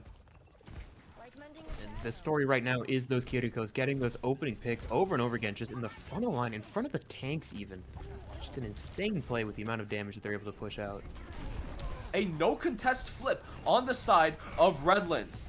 Noam is caught in a dangerous position though, and as well as Pepsi Man, but plenty of ults on the side of Redlands, and Noam does get the purple onto Cheddar, who is not able to get the Kiriko cleanse. He also does get the return kill onto Boz. Dark gets Mount Fuji in return. Plenty of kills coming out of him already. Brown Nugget does come in with that EMP, but not gonna be, might not be enough. He gets the kill onto Pepsi Man, but Floppa is already there with the kill onto Ayalt. Floppa with a cleanup onto Brown Nugget, and it looks like CSU Northridge is pulling back out of respect towards that Kiriko ult. What an insane brawl we just saw there. So many players going down to just 1 HP and getting out of that fight. Now this Mauga ult able to do a lot of work for them if they can get it right. 85%. This could be the last fight if Redlands plays it well. Hack goes out onto Noam. Does get very low. He does get the Kiriko Su's used on him, but he goes down at the hands of Shroom Soup. Beat and Reaper ult comes out on the side of C-Sun, causing plenty of havoc on the fight. Floppa gets the kill onto Brown Nugget. It looks like this fight is gonna move towards point. He does get the kill onto Dark. No, both carries down on both sides. Cheddar gets the kill onto Pepsi Man. Only one person alive within point for Redlands, and it's Bob's. I think he's just gonna try to get out. He manages to escape. Has to run around the whole map, but avoids the stagger. Actually getting hunted down. I spoke And Shroom Soup, soon. another 2 kills from Shroom Soup. This game might be all about the Kiriko picks. I'm like, I think we've seen at least 3 fights where the first pick was delivered by a Kiriko. Gage comes out on the side of Cheddar, but Beat is committed by Redlands, who doing their best to play the terrain, doing their best to live, and it looks like they're actually looking to reset as soon as possible in preparation for what very well could be the last fight, depending both ways you spin it. Shroom Soup with another 2 final blows. Those right clicks. Oh my lord. The knives just coming across the map. Shroom Soup doing his best. Get some more poke in onto Noam. He does get one shot by Noam with a brutal point-blank headshot. That is point flipping in favor on the side of Redlands. Noam does get very, very close to that ult. It's going to be dangerous in that shot, but he goes down with a precision stomp from Cheddar. Blade comes out on the side of Pepsi Man, but he's hacked. He's not going to be able to do much. Cheddar with 2 crucial kills, and it also with the 3rd. Bob's doing his best. Does get that kill onto Brown Nugget. Might not be enough. It looks like a massive numbers advantage on the side of CSU Northridge. With this. Is sitting on the pulse, uses it to cover his escape, but it's not enough. Nobody else is there to touch the point, and the point goes in favor of CSU Northridge. Especially as even after a rough, rocky start like that, they managed to turn it around.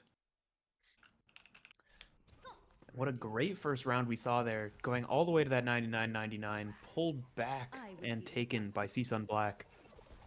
They are a number 2 seed in this entire tournament. And they're definitely not gonna be proving that they taken down. deserve it. Oh yes. Though we did expect this to be a bit of a wider gap between the 2 teams. That was an exciting one. We definitely have a series on our hands. I'm personally very, very excited to see if C-Sun is looking to assert their dominance with a controlled second map, or if we're going to see what's this, a Sombra mirror on the side of Redlands and Pepsi Man. I'm very curious to see what is going to happen here. Chaining some invisibility, see if they can get an angle. Malga putting in so much work. First kill goes out from Ayalt onto Noam, and it does look like Pepsi Man is doing his best to get out, but Shroom Soup actually just walks into the backline, gets the kill onto Pepsi Man? They're just better. Kitty's just the best character. They're already, like... And it looks like Brown Nuggets and Cheddar doing their best to hold that front line. Noam actually going for that Diva pick, probably looking for damage denial onto Cheddar. Cheddar doing his best to occupy the space. That Diva Matrix does actually deny a lot of Maga E. He also does manage to get back. It looks like C-Sun is looking to rotate out ever so slightly, but are still building up percentage onto this point. And it looks like Redlands needs to make a definitive move, but like they're trying their best. And Shroom Soup with another kill onto Pepsi Man. Charge comes out on the side of Cheddar, who does manage to get the kill onto Floppa, and it's just a handy cleanup from Northridge. And it I looks would like be- a stagger coming out onto Noam, like looking to delay that respawn as long as possible. Yeah, the entire tank waiting here. Oh no. Just I a thought they were gonna brutal go for the stagger charge. a brutal stagger coming out from Northridge onto Redlands. And let's look at the ult bank here. We see the fruit of Shroom Soup's very effective play, but he might be getting too aggressive this time around. He does TP out, but unfortunately not able to get much done besides distracting Pepsi Man for a bit. Pepsi Man coming very, very close to that EMP, and Dark coming up onto that Kiriko ult, and we see 3 ults in the bank for Redlands very, very soon. The point is ticking up to 80%. This very well could be the last fight, depending on how, depending on if CSU Black wins this. Broad Nugget with the first kill onto Dark. No one gets teammates immediately. Floppa does get the return kill onto Ayalt, but it might not be enough. There's just simply no presence on the point on the side of Redlands, and it'll stand CSU Black handily cleaning up. Floppa commits for the kill onto the Kiri, but it's pointless. CSUN Black 2-0, 100-0 on that second point. This is not a good sign for Redlands.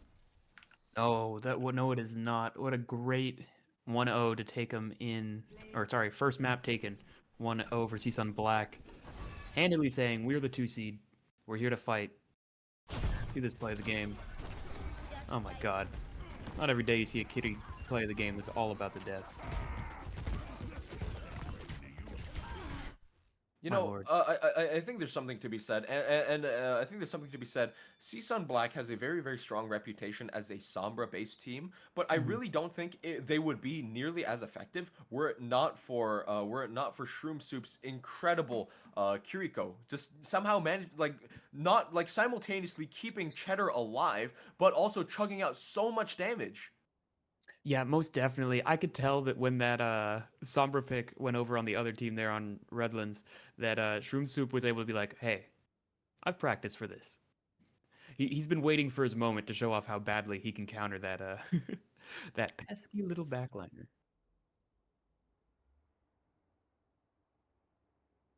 See, I do believe we are moving to have a bit of delay here. You might see a little repeat in the stream.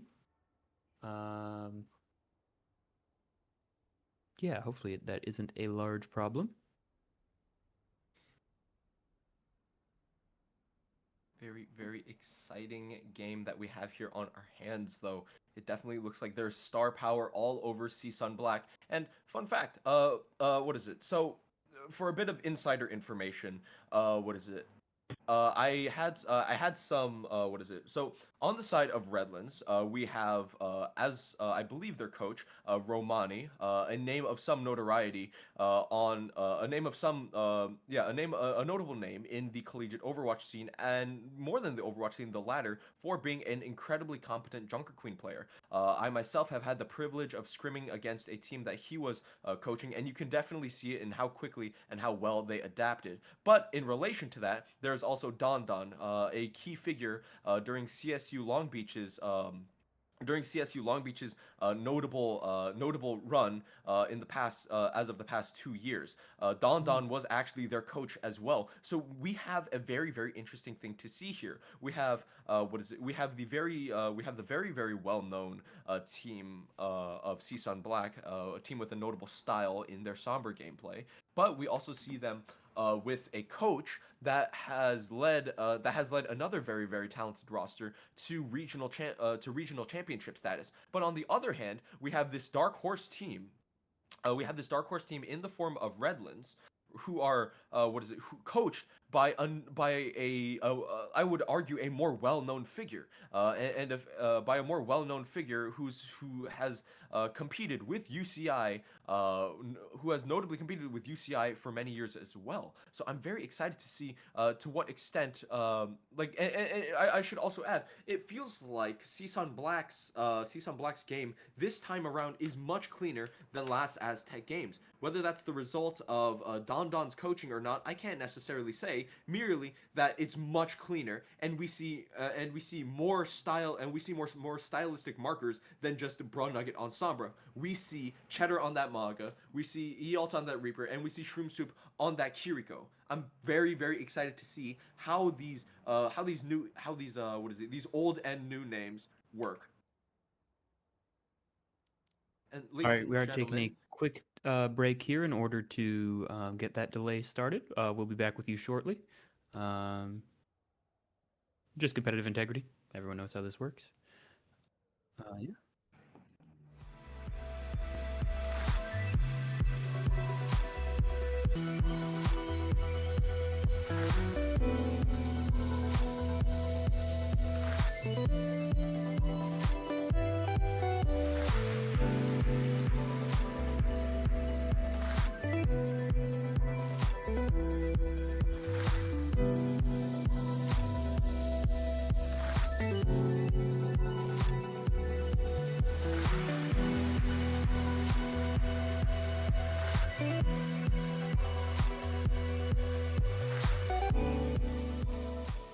Welcome back, everyone. Sorry for that short break here. We are getting ready for game 2 of CSUN Black against Redlands.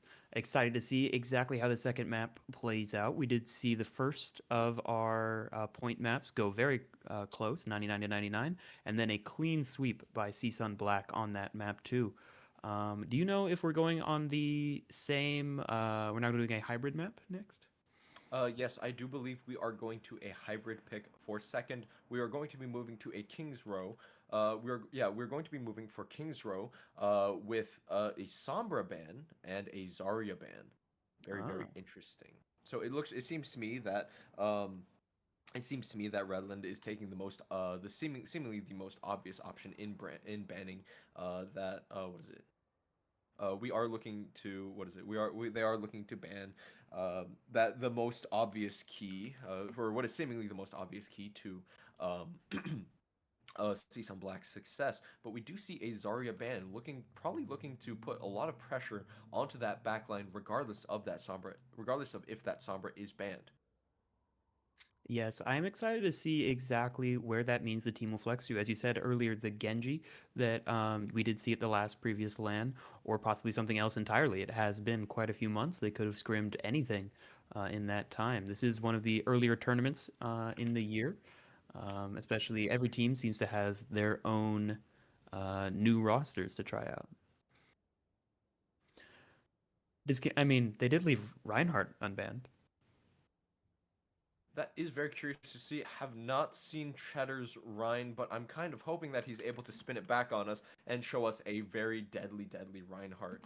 I'm very excited to see what is coming ahead of us. King's Row. I do hope to see a lot of brutal a lot of very much a brutal slugfest coming our way. I do want to see how these teams adapt and play with that in constant flux as a lot of these rush comps typically play out. Yes, most definitely.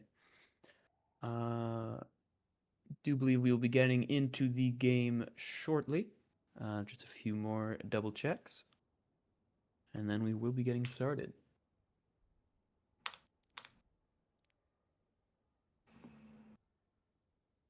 Anything you're hoping to see in going into this next match? I mean, I don't think we can get a better King's Row than what we've already seen today. That is true. That is true. But I'm hoping this time around, even if it is something as exciting as that, I really do hope that we're going to be able to see something much more even-footed.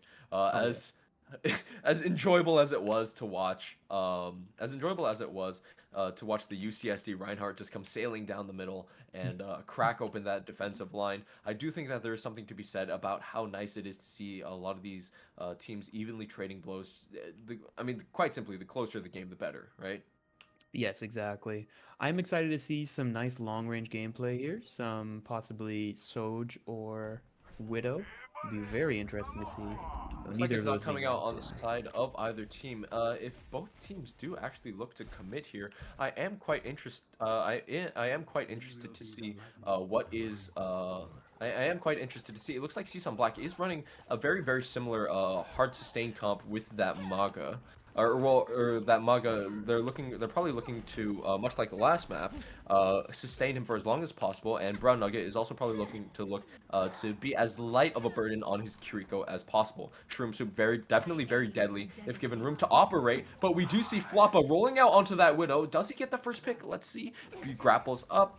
Going for that damage, only goes for the one shot. Unfortunately, commits back to that Tracer. We do see Tracer Reaper with that Junker Queen comp, both looking to play very aggressively, and it looks like they're looking to take that hotel. Cheddar is looking to deny that angle pretty hard, and it looks like Redland is looking for a very wide rotate. Pepsi Man does get that Wraith forced out of him. Junker Queen Chow goes out. Cheddar goes down first. Bursted down by everyone looking at him. Ayalt's doing his best to get out alive, but Shroom's in with the kill onto Noam. Another first pick as delivered by the Kiriko in favor of Seasun Black. Shroom Soup does commit harder alongside Mount Fuji. Mount Fuji does manage to get out. Shroom Soup still alive and a very dangerous threat. I know Floppa doesn't want to just walk in and commit on that. The supports on the side of Seasun Black doing their best to stay alive. First tick goes to Redlands. Yes, and we do see just an insane brawl. Players all across this point trying to find any little bit that they can. In fact, it seems that the two teams have switched sides on the point here. They've each dove into each other's backlines. They're putting plenty of pressure onto the front line. Noam does get low. Kiriko Suzu does go out, but the rest of Seasun Black commits hard onto that opening. Cheddar with the kill onto Dark. Pepsi Man getting very low. Cheddar finishing up the kill. Floppa doing his best to cause a distraction in the backline of Seasun Black. Unfortunately, not going to be enough. Cheddar cleans up plenty. Dark with that swap onto the Baptiste, but I'm afraid it might lead to being outpaced by that Junker Queen, but Shrooms in with the kill onto Floppa. I'm restored. He's just different with those knives today. I certainly agree, making very good use already with that Kiriko ult. And sitting on both support ults, while it looks like the only real asset that Redlands might have is that Reaper ult coming very soon. Shroom Soup does get forced out very early, does commit to that Kiriko ult. Lots of momentum coming out on the side of Seasun Black. Shroom Soup gets the kill before getting traded out, but Ealt punishes Noam for that. The Baptiste immortality goes out, but it's not going to be enough. Braun Nugget cleans up the rest to Shroom Soup. Why? Stop it! What are you doing? How are you getting away with this? Who is letting him get away with this? Coaching staff knows best, I guess. Lots of ults, 4 ults on the side game. of Seasun Black into 4 from coming up into a very soon 4 on the side of Redlands. Both Reaper ults committed with that cage. Floppa actually gets 2 with the pulse, but it's not. But unfortunately, it might not do anything. It might not be enough to turn around this fight. 2 ults committed on the side of Seasun Black, 2 ults on the side of Redlands. Floppa does get that switch onto Genji. Shroom Soup, Shroom Soup needs to stop aura farming and getting so many kills. Floppa decides he's had enough of it, gets the deflect kill onto Shroom Soup. Looks like Shroom Soup got a little bit too aggressive, a little bit too confident. And it looks like the rest of Seasun Black does pull out somewhat. But they do have that blade beat. This could be the last fight if they play this very well. But 3 ults, 3 very powerful ults on the side of Redlands. Blade coming out on the side of Ealtz does manages to force out that beat from Bobs. How does Seasun Black look to rotate back to point and establish a hold there? Window comes out on the side of Redlands, but a lot of people on Redlands are dangerously low. Cheddar does manage to get the kill onto Pepsi Man, but Dark and Floppa 2 kills in return, and it looks like that point is handily in favor, but no, they're not having it. Cheddar walks onto point, gets the stomp onto Dark, forced to back out. No, I'm getting very dangerously low. No, 10 seconds on the clock. Shroom Soup Can does they get touch dove point here? by Floppa, but Brown Nugget gets the kill onto Bobs. There is no touch. Seasun Black, even with that first initial kill onto Shroom Soup, again proving me wrong. I think the star is Brown Nugget. They say it's Shroom Soup. I say the star is Shroom Soup. It doesn't matter. The rest of the team proves that they can take the point even without him. What did we just watch? We were so convinced that capture was at like what 95, 98%. And then Cheddar just says, you know what? Get the hell off my point. An amazingly well played round from CSUN Black there, not giving any breath to Redlands. Really excited to see what they do on this attacking side. All they need to do is get that third capture point. Going in here. Ready for battle. Very, very excited to see how CSUN Black plays this. It's going to be hard for. I think I think we're going to see some very, very interesting rotates coming out of this map. Assuming that Redlands plays the same composition, and I feel like that's the only way that they're going to be able to make this comp work, especially into a comp that's as hard to move as a Maga-based composition. Especially with the amount of pressure that Shroom Soup and Brown Nugget are creating on the off angle, it's hard to divert so much resources into the Maga, who theoretically might die if you focus him more, but there's not much to do if there's a Reaper and a Kiriko already in your backline. Map starting up very, very soon. We see more of the BAP Queen comp coming out. Noam looking to control that space with Pepsi Man, just looking to block it himself. Cheddar getting lots of free damage in.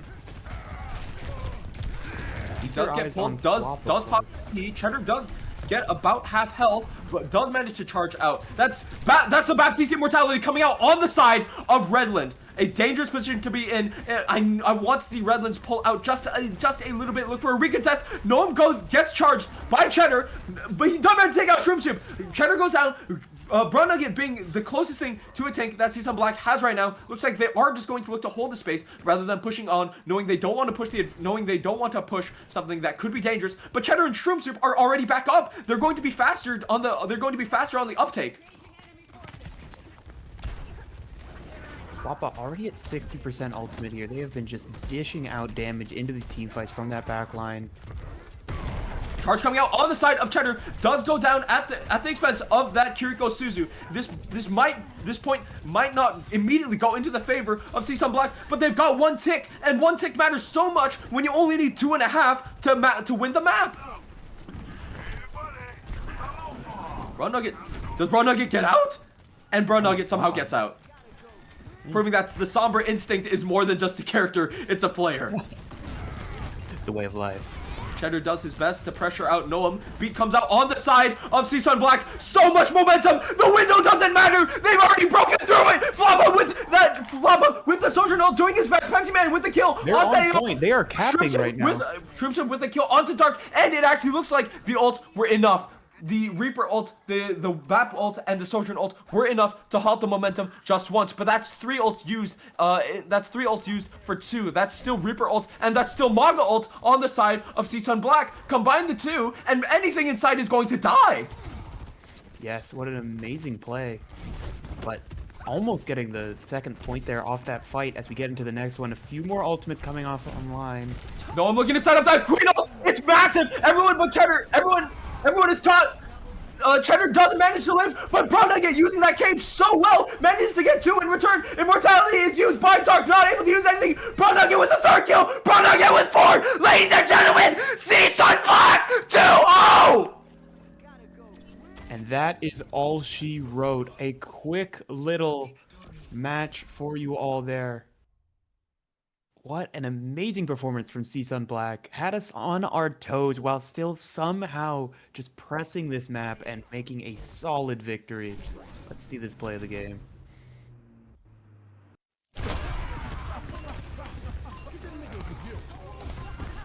I think it's very interesting to see how CSUN Black actually managed to play this very I think a lot of it can be I feel can be boiled down to their understanding of the game. It feels to me that they know exactly what space to hold in order to maximize their value at any given point. And they know that even if they might be down one person, it doesn't necessarily matter, just as long as they're holding the right position and committing on, and for Redlands to commit onto them, they're going to be taking a terrible risk. And that risk that CSUN Black jumps on every time and punishes. Yeah, most definitely. Those punishes were coming in hard. The ultimate combos, I think, is also something that can just be talked about as good amount as well. Just amazingly well coordinated by CSUN Black, showing that high seed ability, the preparation and the coordination that comes from a team like that is just so well put on. You can have the amazing performances put on by Pepsi Man and Floppa, but it's just not even going to be enough when you're playing against a full team of 5.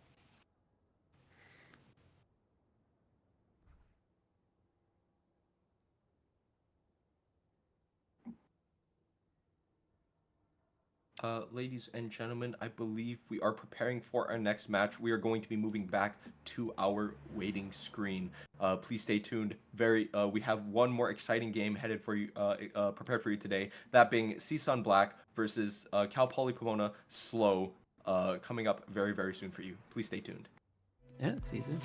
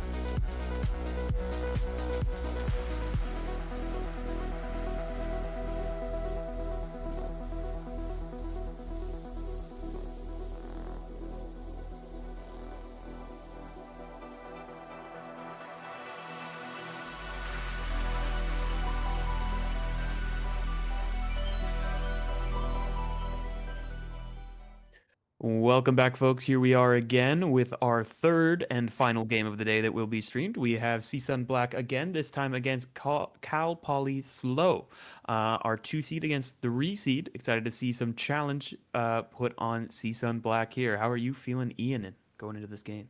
Very excited. It's been an exciting. It's been a very exciting day so far. I'm very excited. I'm very hopeful that our last game of the day is going to be similarly exciting, similarly demanding out of all the players involved. I'm kind of hoping. I am kind of hoping to see a kind of hoping to see something different from our past two games. I am hoping to see that like for example UCSD passed that second map during their match, definitely held a lot of dominance. Starting their second map definitely held a lot of dominance, and CSUN Black were just setting the tone quite simply. They were setting the dance the whole way through. So I'm very hopeful to see what is what is it? I am very hopeful to see what is incoming for this next match. I hope we do see lots of overtime, lots of a 2-1 that is hard fought. I'm very hopeful. Yes, indeed. I do have a few scores to report from elsewhere in the tournament before we get into the game here. We do have CSUN Black play SCSU earlier, in which they took another 2-0 victory. We had UCR Blue play Cal State University San Marcos. UCR Blue took in a 2-0 win as well. Slow took on Redlands earlier, the team that we just saw Black play, and it does appear that Redlands actually did win that game against Cal Poly Slow. Excited to see how that turns out here then. Slow then played STSU, which Slow won. UCSD played SJSU, which was the game that we commentated earlier. My apologies, in that 2-1 amazing game. Then UCSD played San Marcos and took that 2-0, and I believe that is where the live standings are right now. All right, very, very exciting game. So, we have CP Slow, not Cal Poly Pomona Slow, my apologies, stream, but Cal Poly San Luis Obispo versus CSUN Black. I'm kind of scared by the tone that was set prior to what is it? I'm kind of interested to see if CSUN Black is going to be maintaining the momentum that they've delivered to us with their last game. Quite frankly, it was brutal. It was brutal, and I'm curious to see if their number 2 seed status is going to be how much evidence they're going to throw in favor of them viciously clinging to that title. I'm very, very excited to see what's coming. CP Slow, though, I don't know anything about them, and I'm very excited to see what is coming up on their side. I'm very curious to see what their strategies are going into this. Yeah, I must say, I too do not recognize any of the names on the Slow roster. Their team I haven't personally seen play. I'm excited to see as well. They do come in as the number 3 seed into this tournament, have a lot of high-rated players. They're able to feel quite comfortable. Hopefully we can see them perform well. Though we did just see them lose to Redlands, as I said, in that upcoming report, which we just saw SD beat. Let's hope to not see a rock, paper, scissors action here, and maybe this will be another one for, CSUN Black. All right. I am curious to see what the bans are. I believe we are still deciding on those right now. Do you think I saw one ban in the chat? Oh, we see a Nepal ban. Interesting. So I am curious to see. I am curious to see what the strategy is going into these next maps. So with Samoa, I noticed that there was a lot of use of terrain. Use of terrain. I'm curious to see if we're going to see another Samoa, or if we're going to see a different control map coming out. CSUN Black definitely feeling very, very comfortable on that Samoa, and I'm very curious to see if what other strategies they might have planned. And it looks like they're actually moving onto Lijiang Tower. It does look like Samoa was banned. Lijiang Tower is going to be the name of the game here, I believe. Yes. Yes. Excited to see exactly what characters get banned as well. See if that Sombra, it does get played again. Bra Nugget definitely has some opportunities here in Lijiang to, though it is generally a one lane map, have some fun in the backline.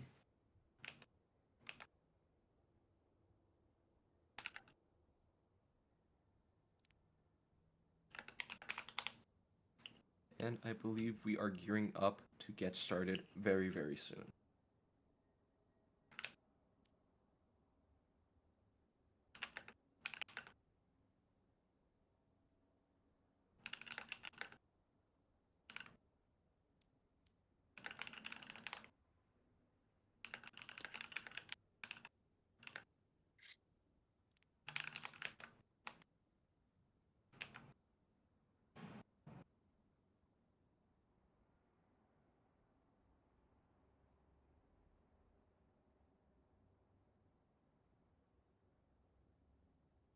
Lijiang Tower, also a map known for a very big pit. Can have fun with some Pharah boops.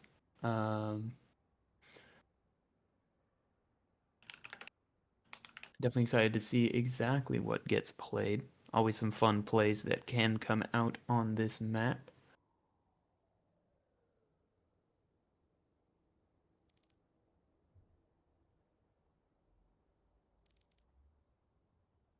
Currently waiting on both teams to declare readiness and give their second ban.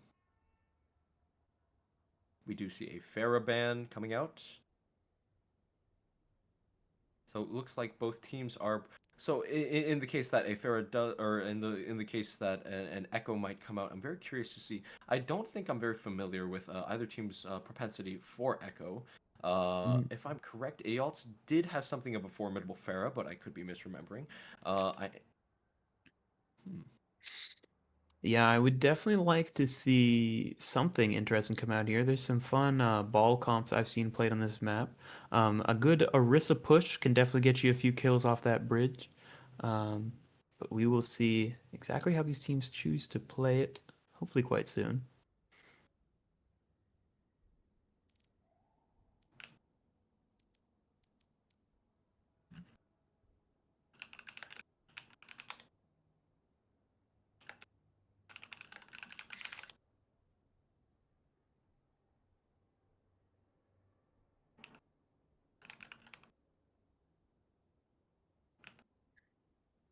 Okay, and we do see a MAGA ban coming out on the side of CP Slow Gold. So, very interesting to see. CSUN Black, they were pretty much constantly on that MAGA, the MAGA Sombra Kiri comp, the entirety of the last match. Lots of individual value coming out on the side of each member of that core. So I'm very curious to see what happens when a piece is removed from that. But as we did see with Bra Nugget on that Reaper last time, they're certainly capable of adapting on the fly, or they're certainly capable of adapting on the fly to the what is it? To the to having singular pieces of their comp removed. So I'm very curious to see what they replace that MAGA with. And I believe we are currently just waiting on both teams to declare ready. Just And a reminder, as folks. Sorry. Just a reminder, folks. We do have a Pharah ban and a MAGA ban. yes, Li Jiang with no Pharah and with no Mauga makes for interesting. We might see a dive comp here, which is nothing you see every day on Li Jiang, if I'm not incorrect. Very favorable to brawl and poke with those very large, wide open areas. Um, and like we said earlier, one lane type play maps, but definitely options for the future here.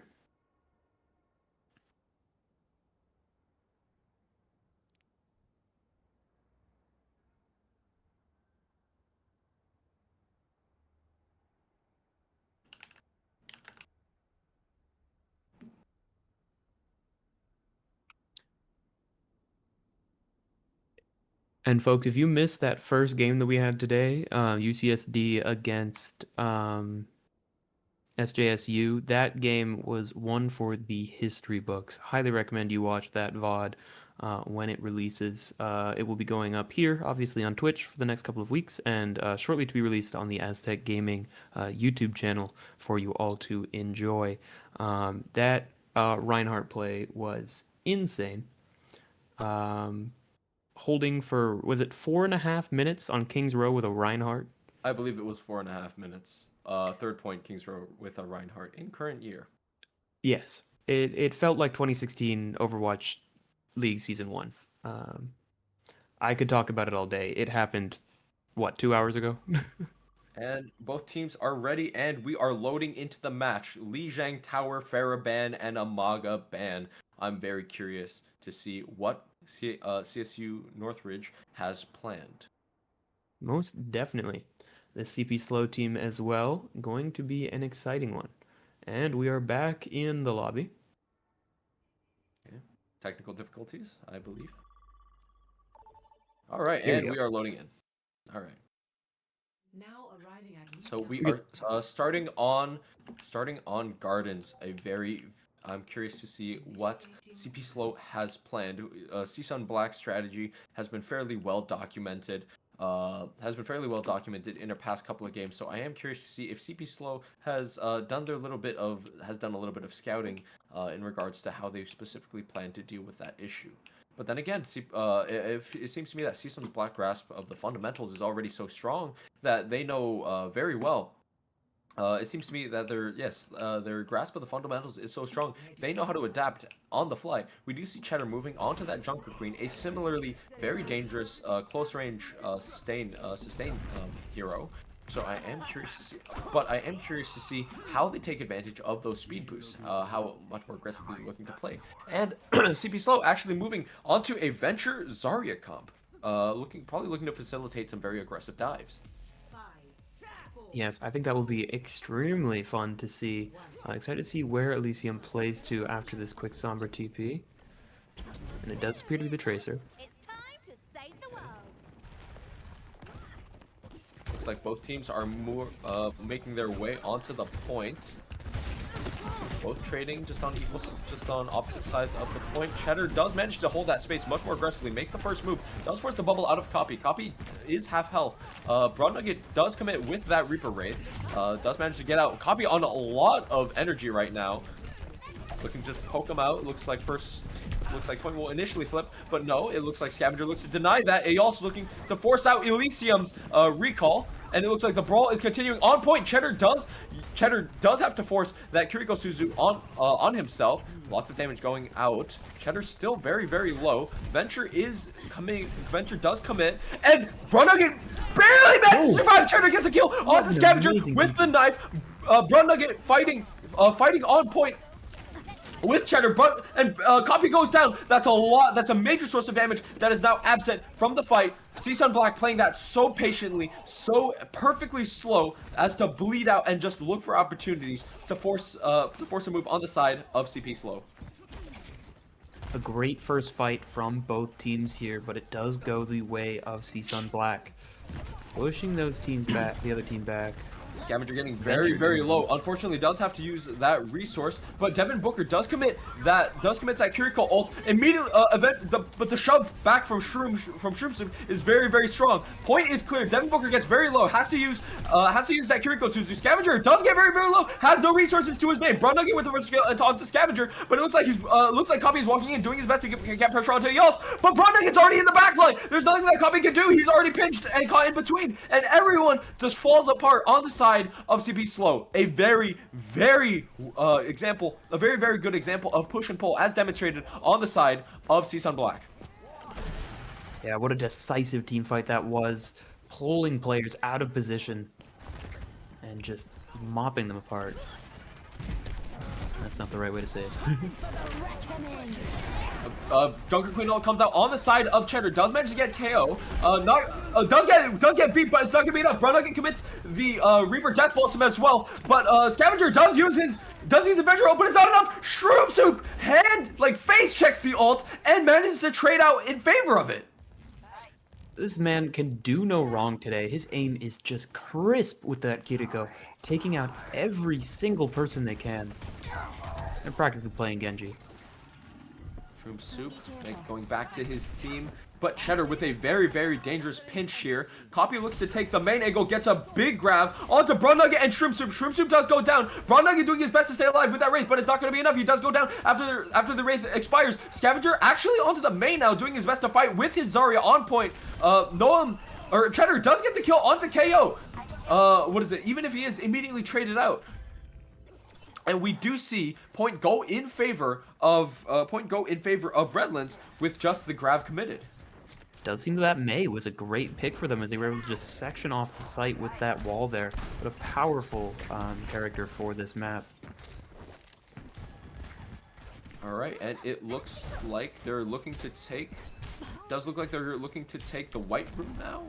Looks like they're having some trouble deciding.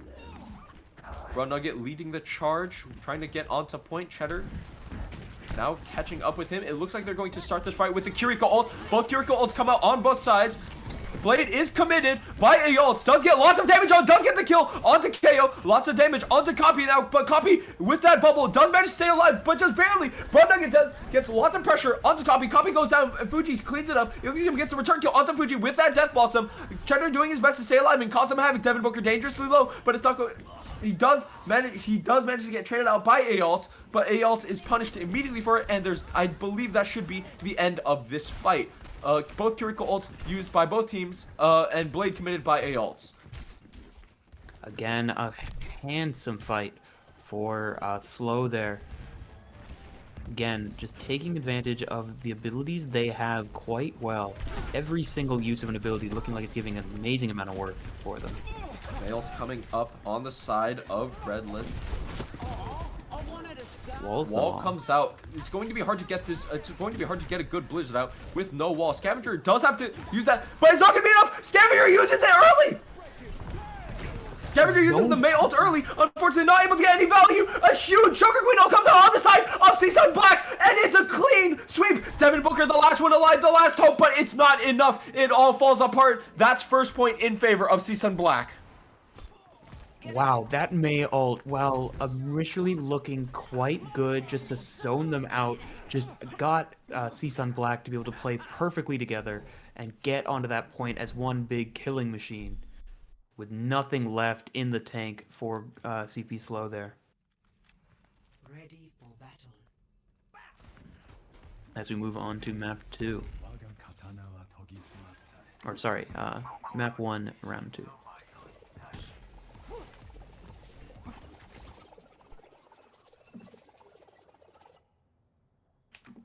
As we move on to Night Market, a much closer and much more direct map to be played. Very excited to see what is planned here. It does look like both teams are looking to commit to the same composition. This time looks like they are starting on the Mei. And it looks like first what?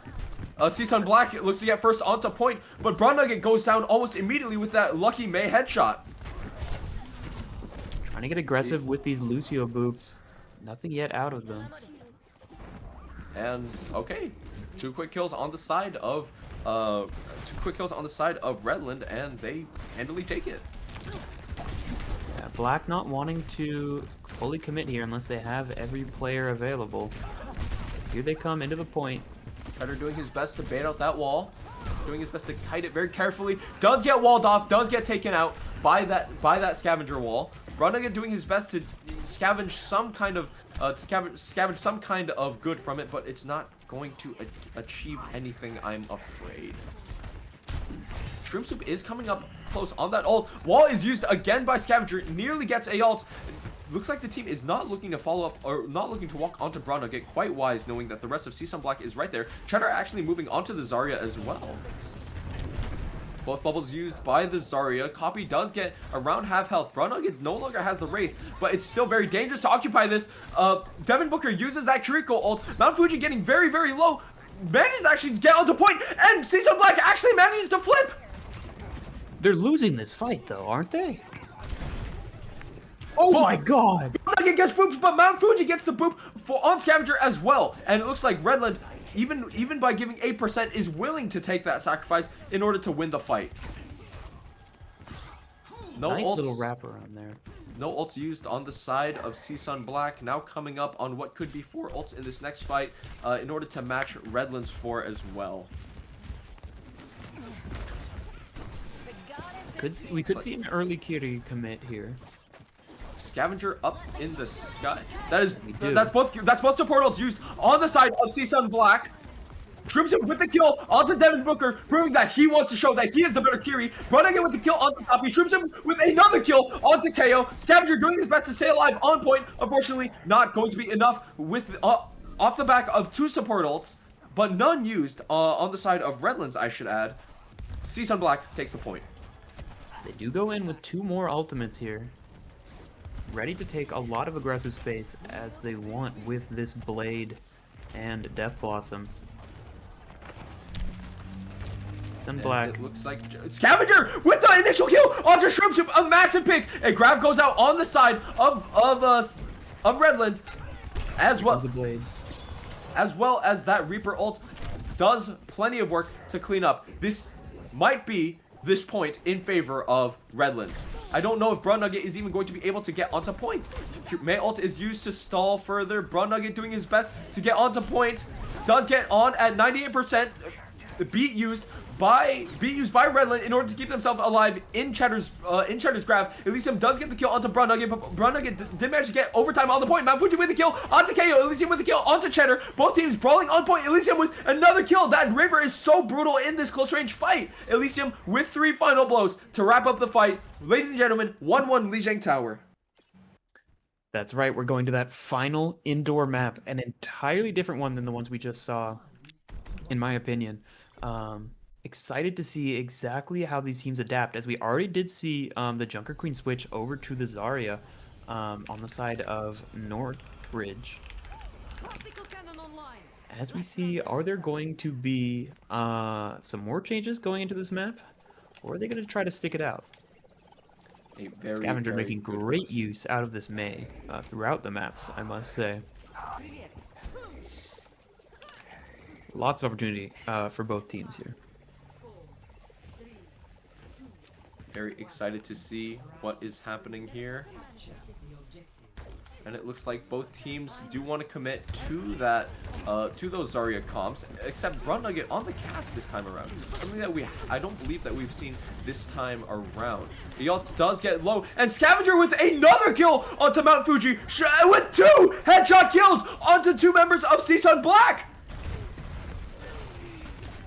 I think we might for all the deadly snipes that Shroomsup was getting, I think Scavenger looked at that and said, "Nah, I think I can do better." Yeah. Just a simple one-up.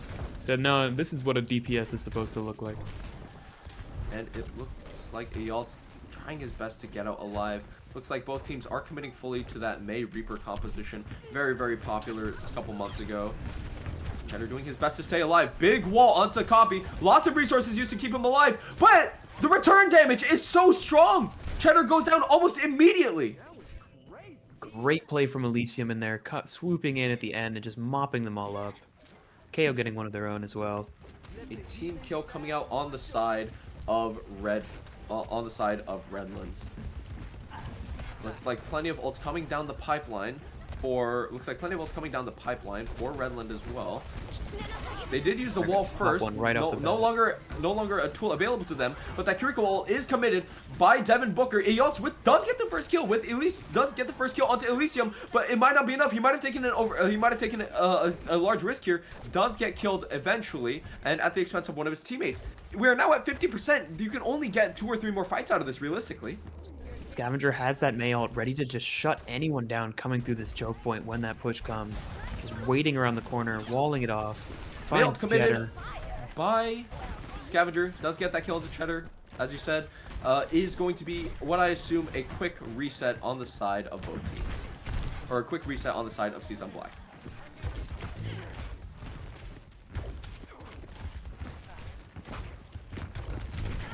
And Copy definitely wants to use this grab here. Kiriko ult committed by Shroom Soup does get countered with that grab by Copy.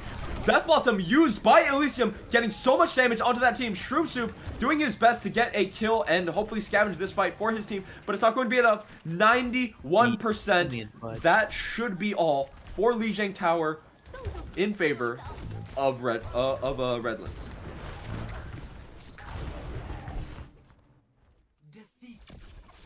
Wow. Yeah, just not close enough. What a great comeback there.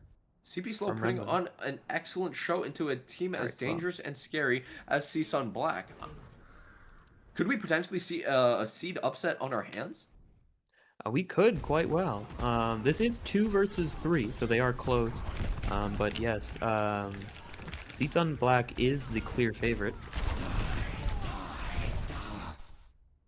Very excited to see what else we have coming up with us. Very excited to see what else we have coming for this game today.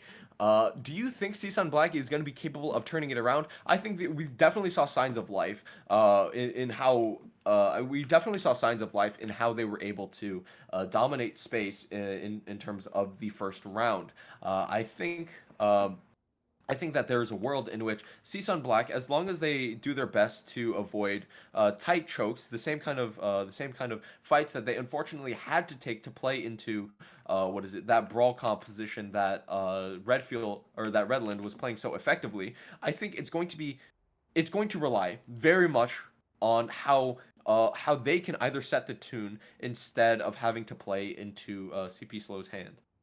Almost definitely. And us moving into hybrid does mean that there is going to be a lot of those choke points throughout the map, hitting multiple times. And it's definitely going to push both teams to their limit in those transactionary periods, as both teams try to get that edge over a single point, constantly contested. And I am excited to see exactly how long these Kiris are going to keep going, or maybe if we're even going to see that May return, as all of these just hit scans are hitting their headshots today, putting on a great show for us.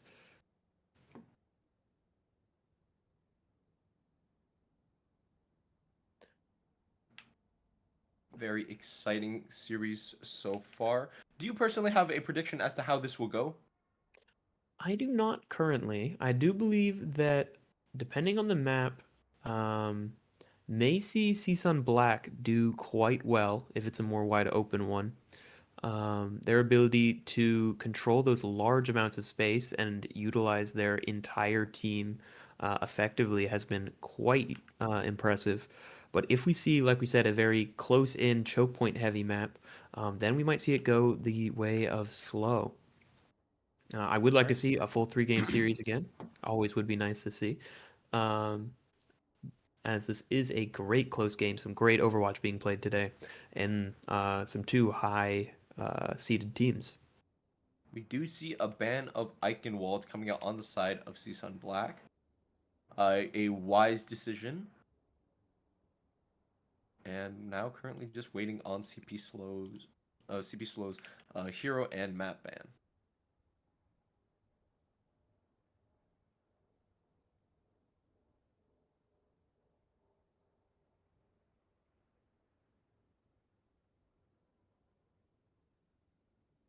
I think there's something also to be said about how well CP Slow was actually taking advantage of the comp that they had. The May Reaper, the May is such a good enabler of a lot of these more direct tanks, is particularly those with mobility issues. Because what you do notice with these tanks that might have mobility issues is that they tend to be the most dangerous should they actually be able to get their hands on you. And I feel this was very much the case with CP Slow. Even if that Zarya lacks those bursts of mobility, the ability to force their team into a brutal slugfest with you by with a Maywall can make these fights long and drawn out exactly as you need them for Zarya to get value. We do also see a King's Row ban coming out, interestingly enough, on the side of CP Slow Gold, who you would think would favor such a matchup.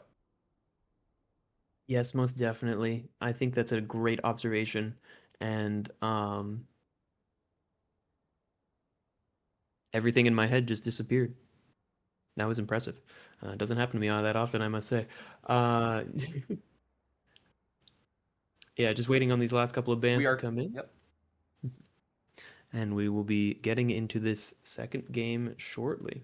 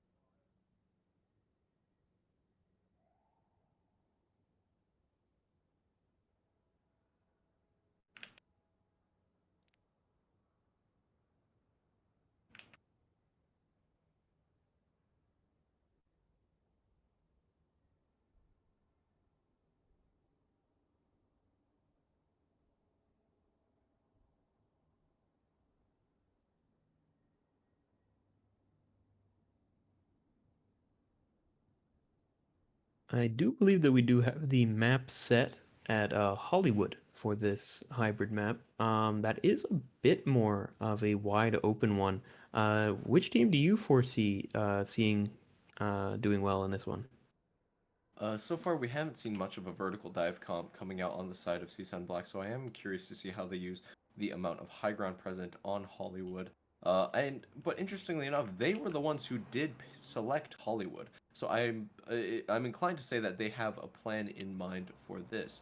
However, CP Slow's CP Slow Gold's strategy definitely seems to rely on a lot of these ground-based compositions with a lot of horizontal mobility, or the ability to control space that is immediately close to you. So I am curious to see how CP Slow Gold responds to this. But that, as I said, we haven't really seen CSUN Black's dive, so I do believe that they might have a plan in mind for this.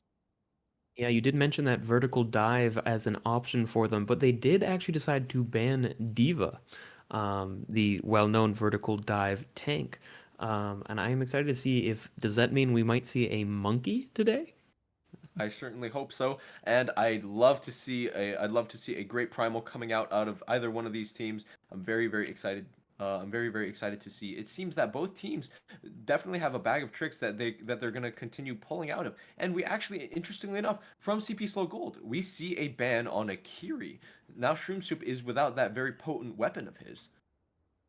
That is actually an interesting one to say the least. I wonder where they are going to flex that support to um, in order to find the correct play for this. See if that shows a wrench into their mix.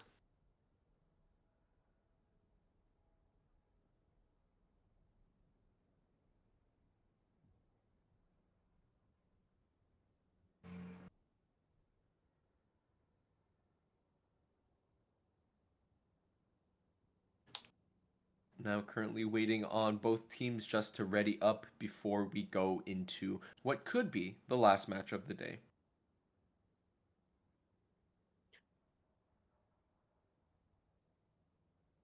I guess to pass the time, I'll give another score report as another match was just reported, which was UCR Blue playing SJSU in a 2-1 victory for UCR Blue.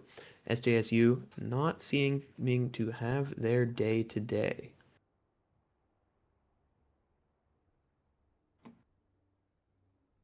I can't necessarily blame them. UCR Blue, last Aztec Games, a very, very notably effective, actually. Actually, I'm pretty sure beating, if memory serves me right, if actually beating the last UCSD, or beating UCSD at the last Aztec Games. So I'm very curious to see if they're looking to show up on LAN again and make a name for themselves. Yes, I would not be surprised.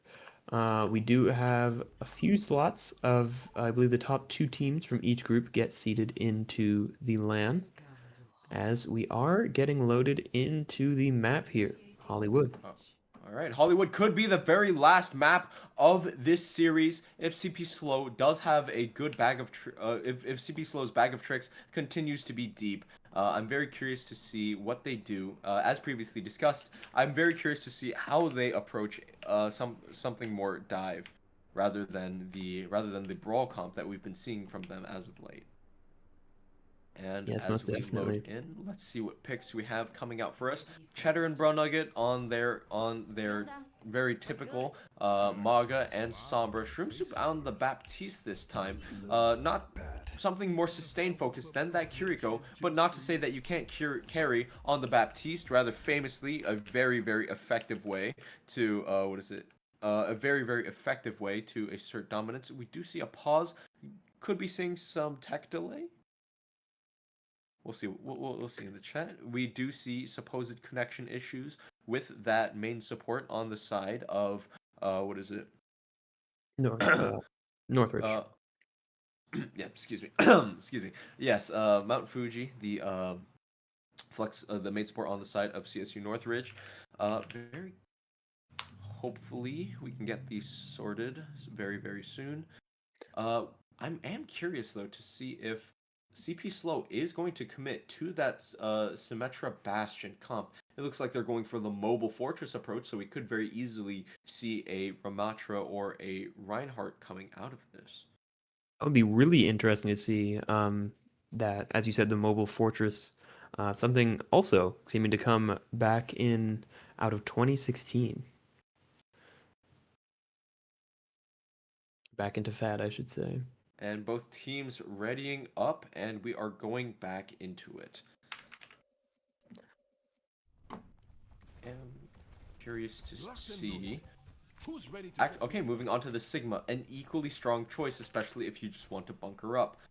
Map starting very, very soon. I think I do want to see. I think I do want to see CSUN Black take these fights as close and narrow as possible. Any space earned on the site, on the side of red, on the side of, I'm sorry, excuse me, CP Slow is going to be very, very effective. What's up? The barrier appears. Copy, Here we are as the control first that fight middle for the lane. delay. They're actually walking into that security room. Actually get stomped on by Cheddar. They do TP. They do TP out all the way onto their side, onto the opposite side of the point. Now looking to actually flip this map. Copy is looking to control this space with his mere presence.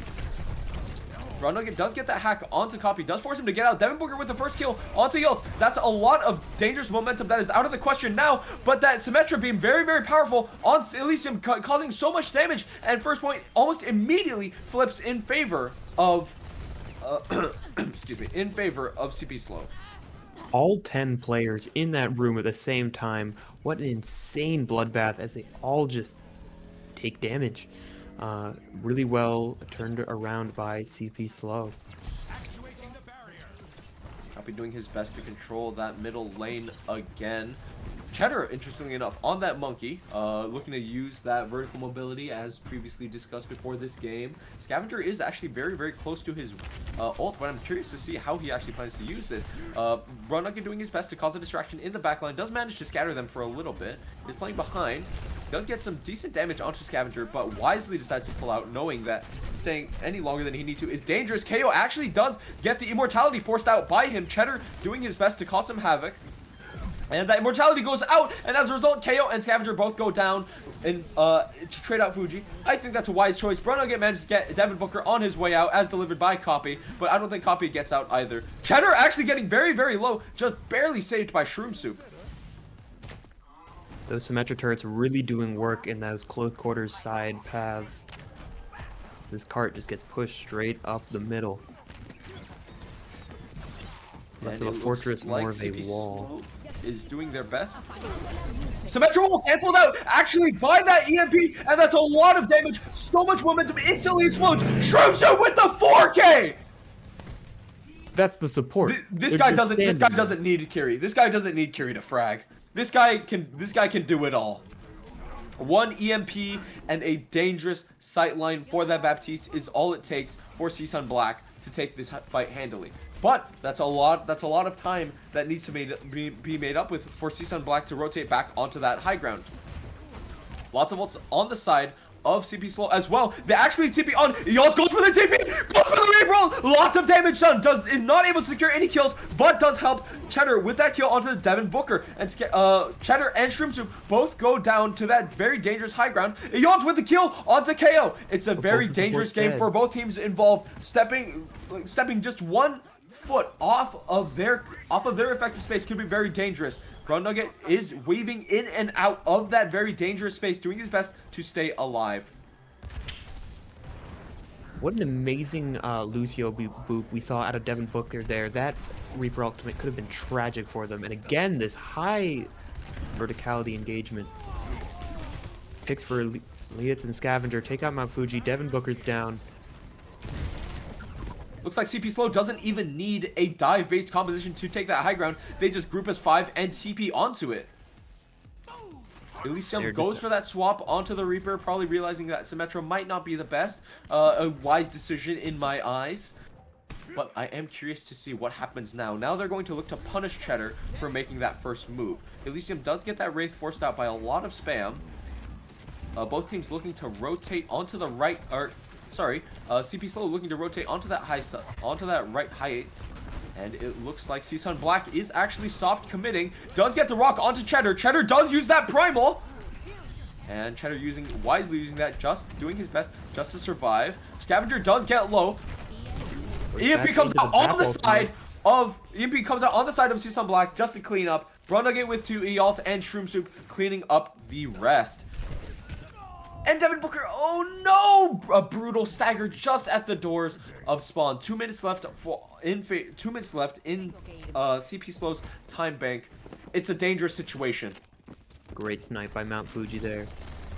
Brunugget trying to get a bit of chip damage on that back line as Cheddar continues to hold this strong high ground.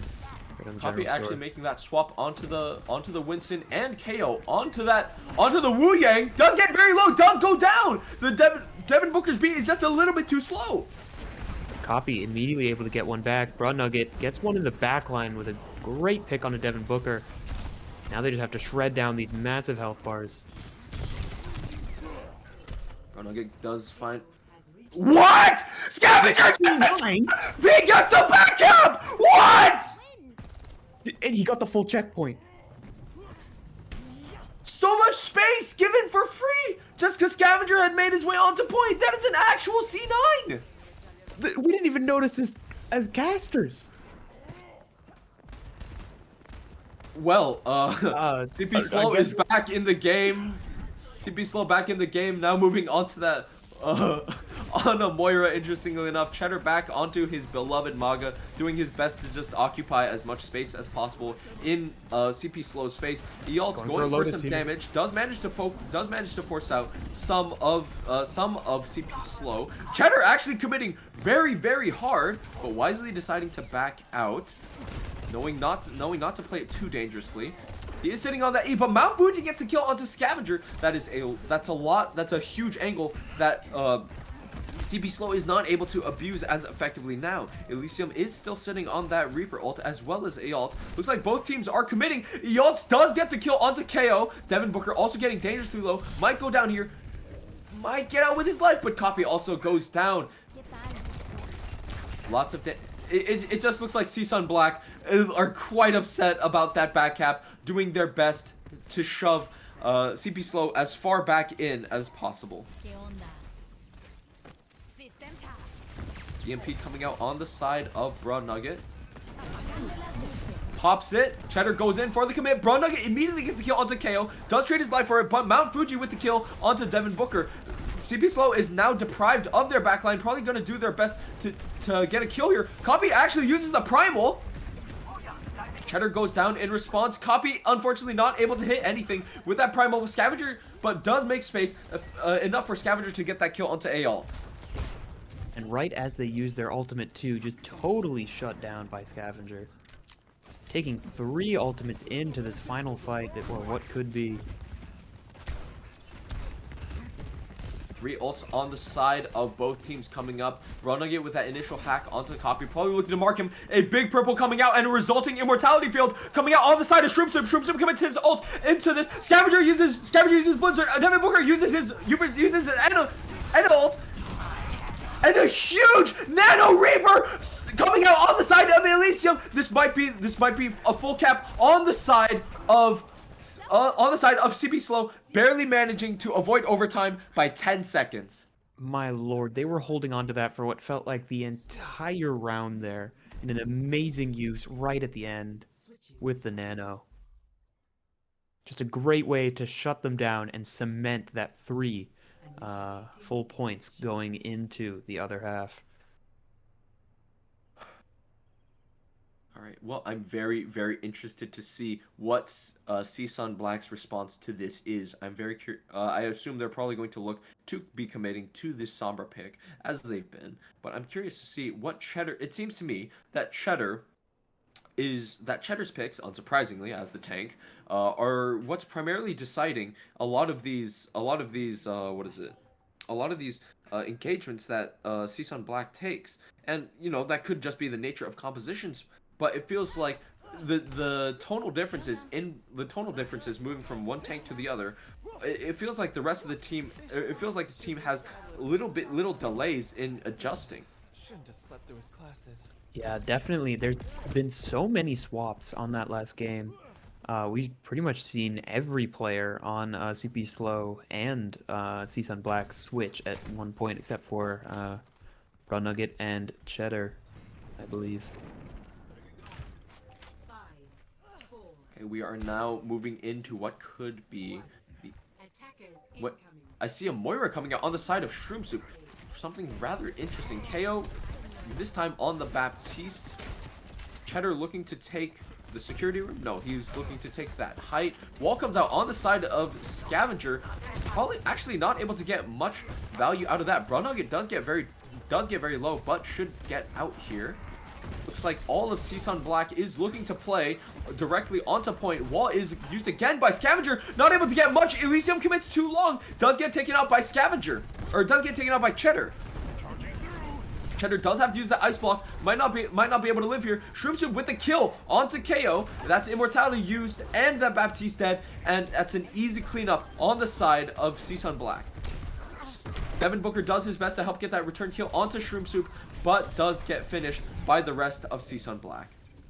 Raw Nugget with a couple of picks toward the end there, but that was just a great take by CSUN Black. That's just a great way to get them into this half, into the second part here, immediately taking over that high ground as well. Trying to be contested by Elysium. They do actually chase them off. Copy actually with that kill onto Brawn Nugget. That's going to be a lot of momentum that CSUN is now deprived of. Eolt's lurking lower. It looks like CSUN is looking to play this pretty patiently, just looking to maintain their presence on point. Scavenger actually uses that ice block and that wall. This could be a very dangerous situation for him to be in. Elysium just gets walked on by all of CSUN. Shroom Soup with the kill.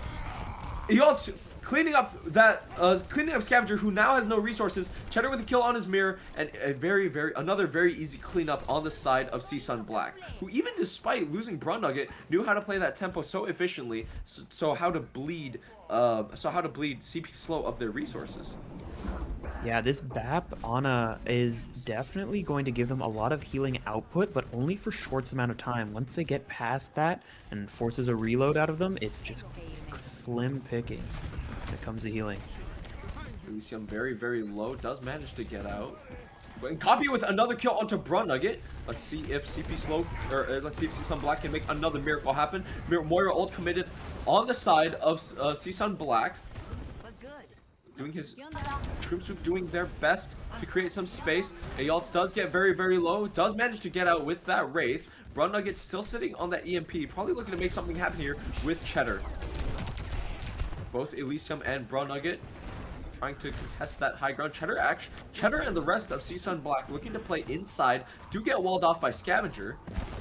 Devin Booker does commit the nano onto Elysium, but Elysium can't get much value from it. Devin Booker very low. Mount Fuji low as well, and Brawn Nugget. Scavenger comes out with that wall, probably not going to achieve much into that hard sustain of that Maga. Window comes out on the side of KO. Brawn Nugget going to kill onto Devin Booker. Both beat comes out by Mount Fuji. Reaper Ult is committed inside of that cage.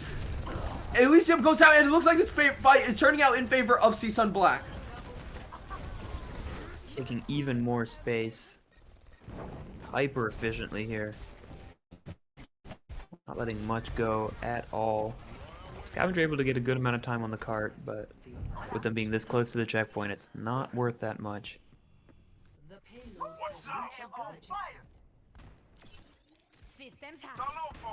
Immediate now we fast see- pusher from Brawn Nugget here. Now we see KO moving onto that Moira. No, back to the Baptiste. This time again with Devin Booker on that Lucio. Scavenger's been doing some excellent work this whole series, using his wall to bleed out resources. Cheddar actually getting very low, just getting poked out by the Mei. Scavenger sitting already on 61% ult charge. Brawn Nugget does his best to get a hack off, unfortunately not able to find it. Does get some poke in. Moira ult is committed by Shroom Soup. Does help to getting that kill onto that backline. Plenty of damage. An easy clean fight on the side of CSUN Black. Melting them all within just a few seconds of each other. In fact, they all respawn at the same tick. Copy doing his best to manually occupy that space, but gets caught out early, gets blown up immediately. Eoltz with the final blow onto it. Mei ult committed by Scavenger is doing his best to get some pressure onto Copy. Elysium with the kill onto Mount Fuji, but I don't think it's going to be enough for this point to turn in favor of CP Slow. This point is handily taken by CSUN Black.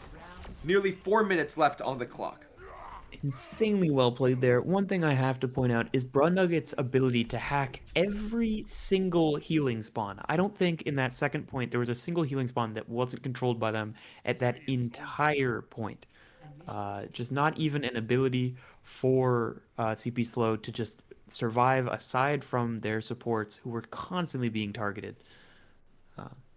Really well played by Brawn Nugget, I must say, as we head into overtime. Only a minute left on the clock for CP Slow, and nearly a 4-minute time bank for CSUN Black. This is a very dangerous position to be in, as in the case of in the case of CP Slow, you're gonna need a miracle, and you're gonna need to win every single fight just in order to have a fighting chance at this. And even then, CSUN Black has plenty of time to build up ultimates for one grand push. And as long as they maintain the momentum and they rotate their ults smart enough, they can take this fight. They can easily take this. They can easily take this map and force us into a 1-1. Almost definitely. And we are seeing a bit of a Bastion possibility here. Excited to see if that does anything for them, as they did in the first round. I must say, it did not come across to me as very effective. They're committing to it. Looks like CSUN Black is actually looking to directly stop any momentum that CP Slow is looking to have. That Bastion form does get forced out. KO does get pretty low. Cheddar does get purpled. He does his best to survive. Does go down. And it looks like CP Slow might actually have a fighting chance going into this. Elysium with the second kill goes for the TP onto the high ground, looking to make something happen. Does get that wraparound. Does get lots of damage down onto Mount Fuji, who goes down. CP Slow actually making it happen. Getting that first cap there is really big for them, especially off that first fight. Taking 10 seconds into this first push here, I must say. Get down.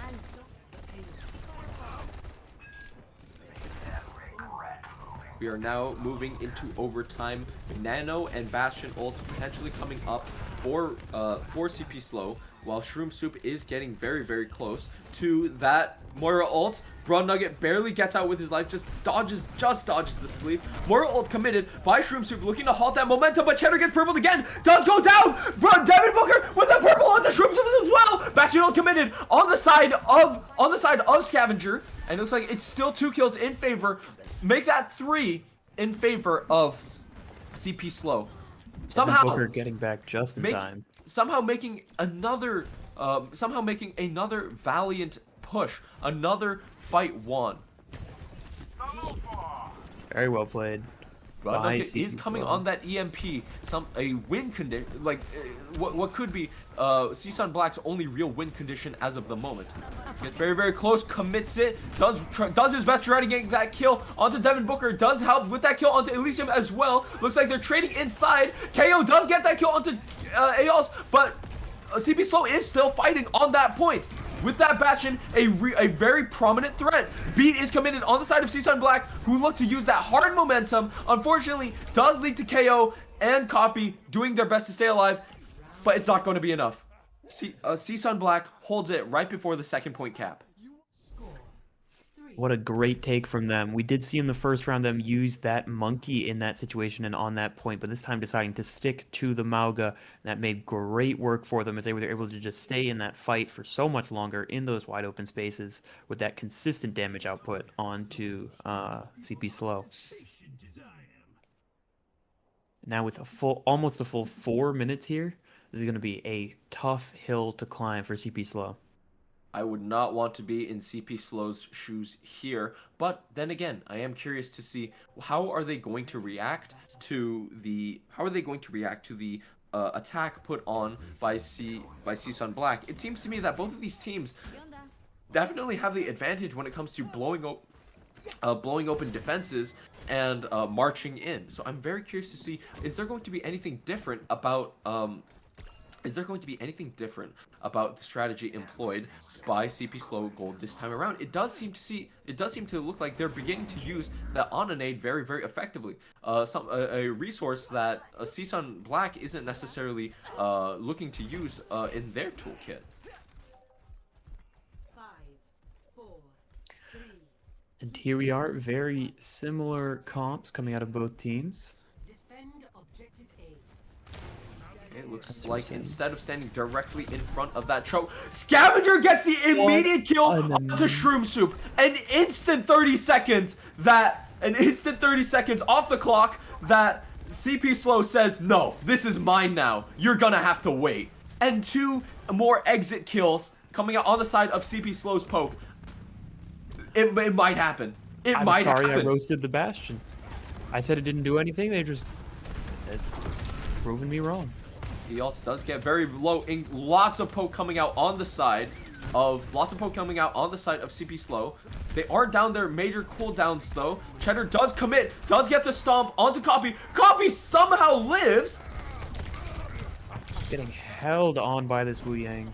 Lots of space that CP Slow or that's CSUN Black is now demanding to hold.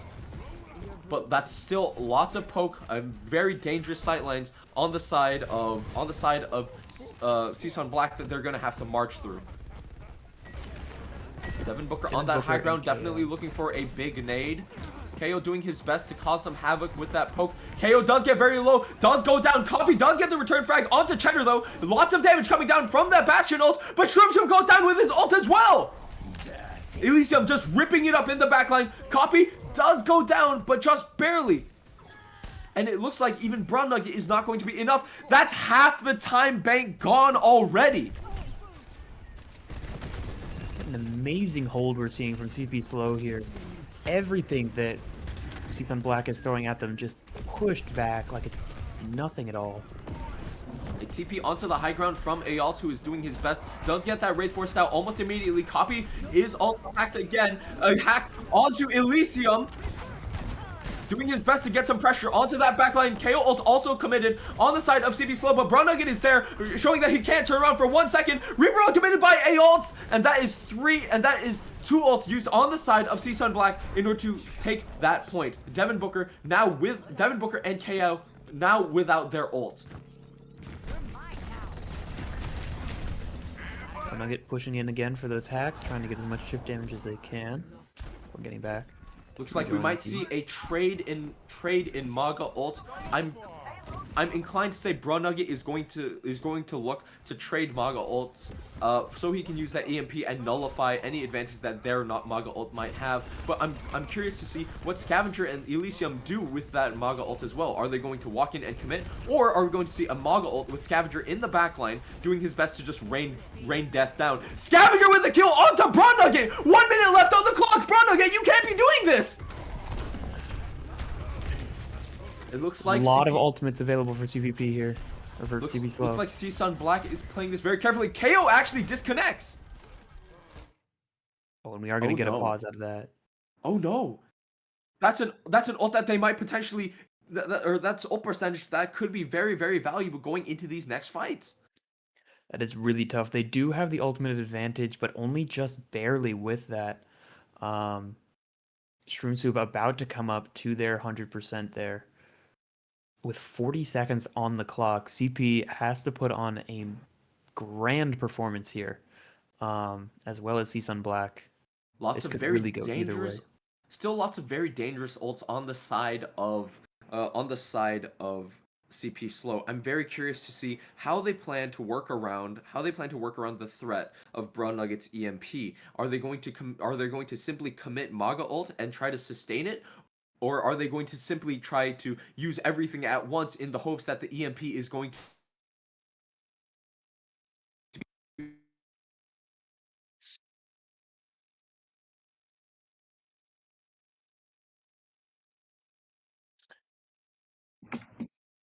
Yeah. Sure.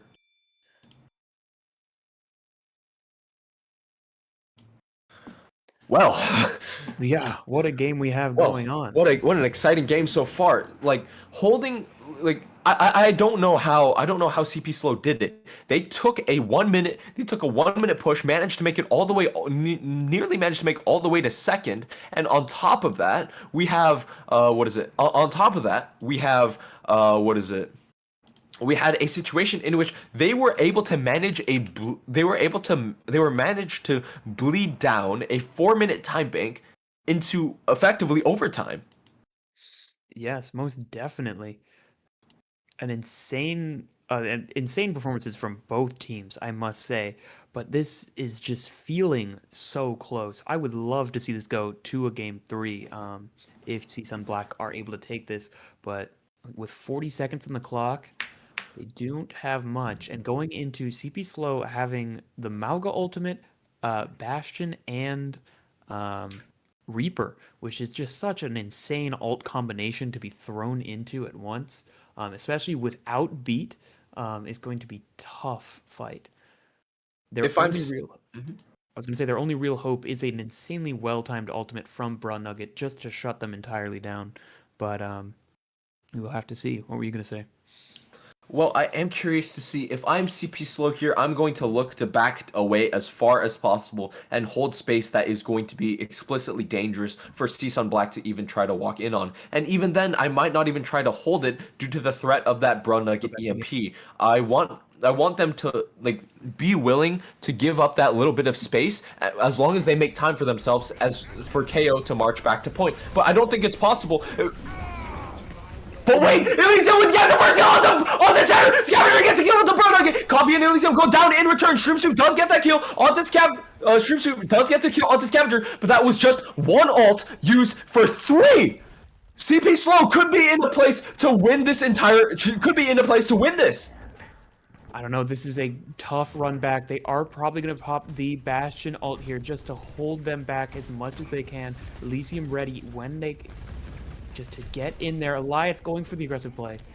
One fight left for both teams. This will be the last of the last. Scavenger does take that high ground. Terror does get the kill onto KO, but Scavenger does get the kill onto Bronagate. A big nano onto a Manga, an incredibly dangerous threat. Elysium is still sitting on that death blossom. Could be looking to make something out here. Could be looking at Scavenger. Scavenger the kill on Shatter. And death blossom used by Elysium. Ladies and gentlemen, this is game 2-0 for CP Slow Gold, and offset in our seedings. Oh my lord. Out of that pause, it was non-stop action with 40 seconds on the clock. I feel like we just watched an entire movie. Ultimates flying every which way. What a series and what a day to watch Aztec Infinite Games, folks.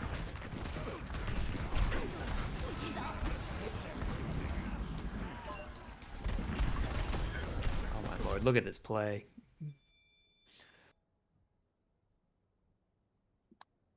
So many things we could say about that series. I mean, just the insane plays from the supports, the insane plays from the tanks as well. Cheddar putting on a masterclass, I must say, in just the tank role itself. Anything to add, Ian?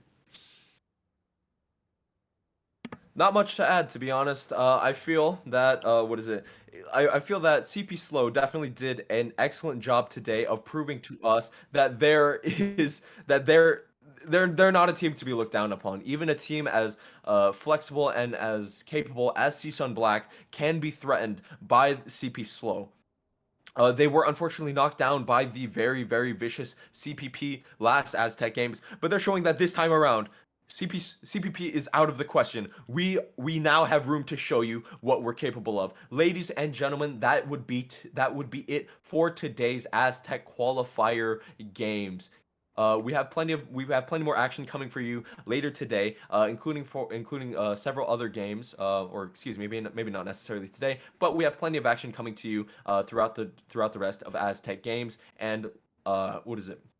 I believe this will, and I believe several of the teams several teams are now destined to go to LAN now. Yes. Please Stay tune in tomorrow tuned. We for do Marvel Rivals. have Marvel Rivals tomorrow. Next weekend we have, I believe, Counter-Strike and my lord, I'm sorry. What is the other game we have next weekend? Rocket League. I apologize. Rocket League and Counter-Strike next weekend.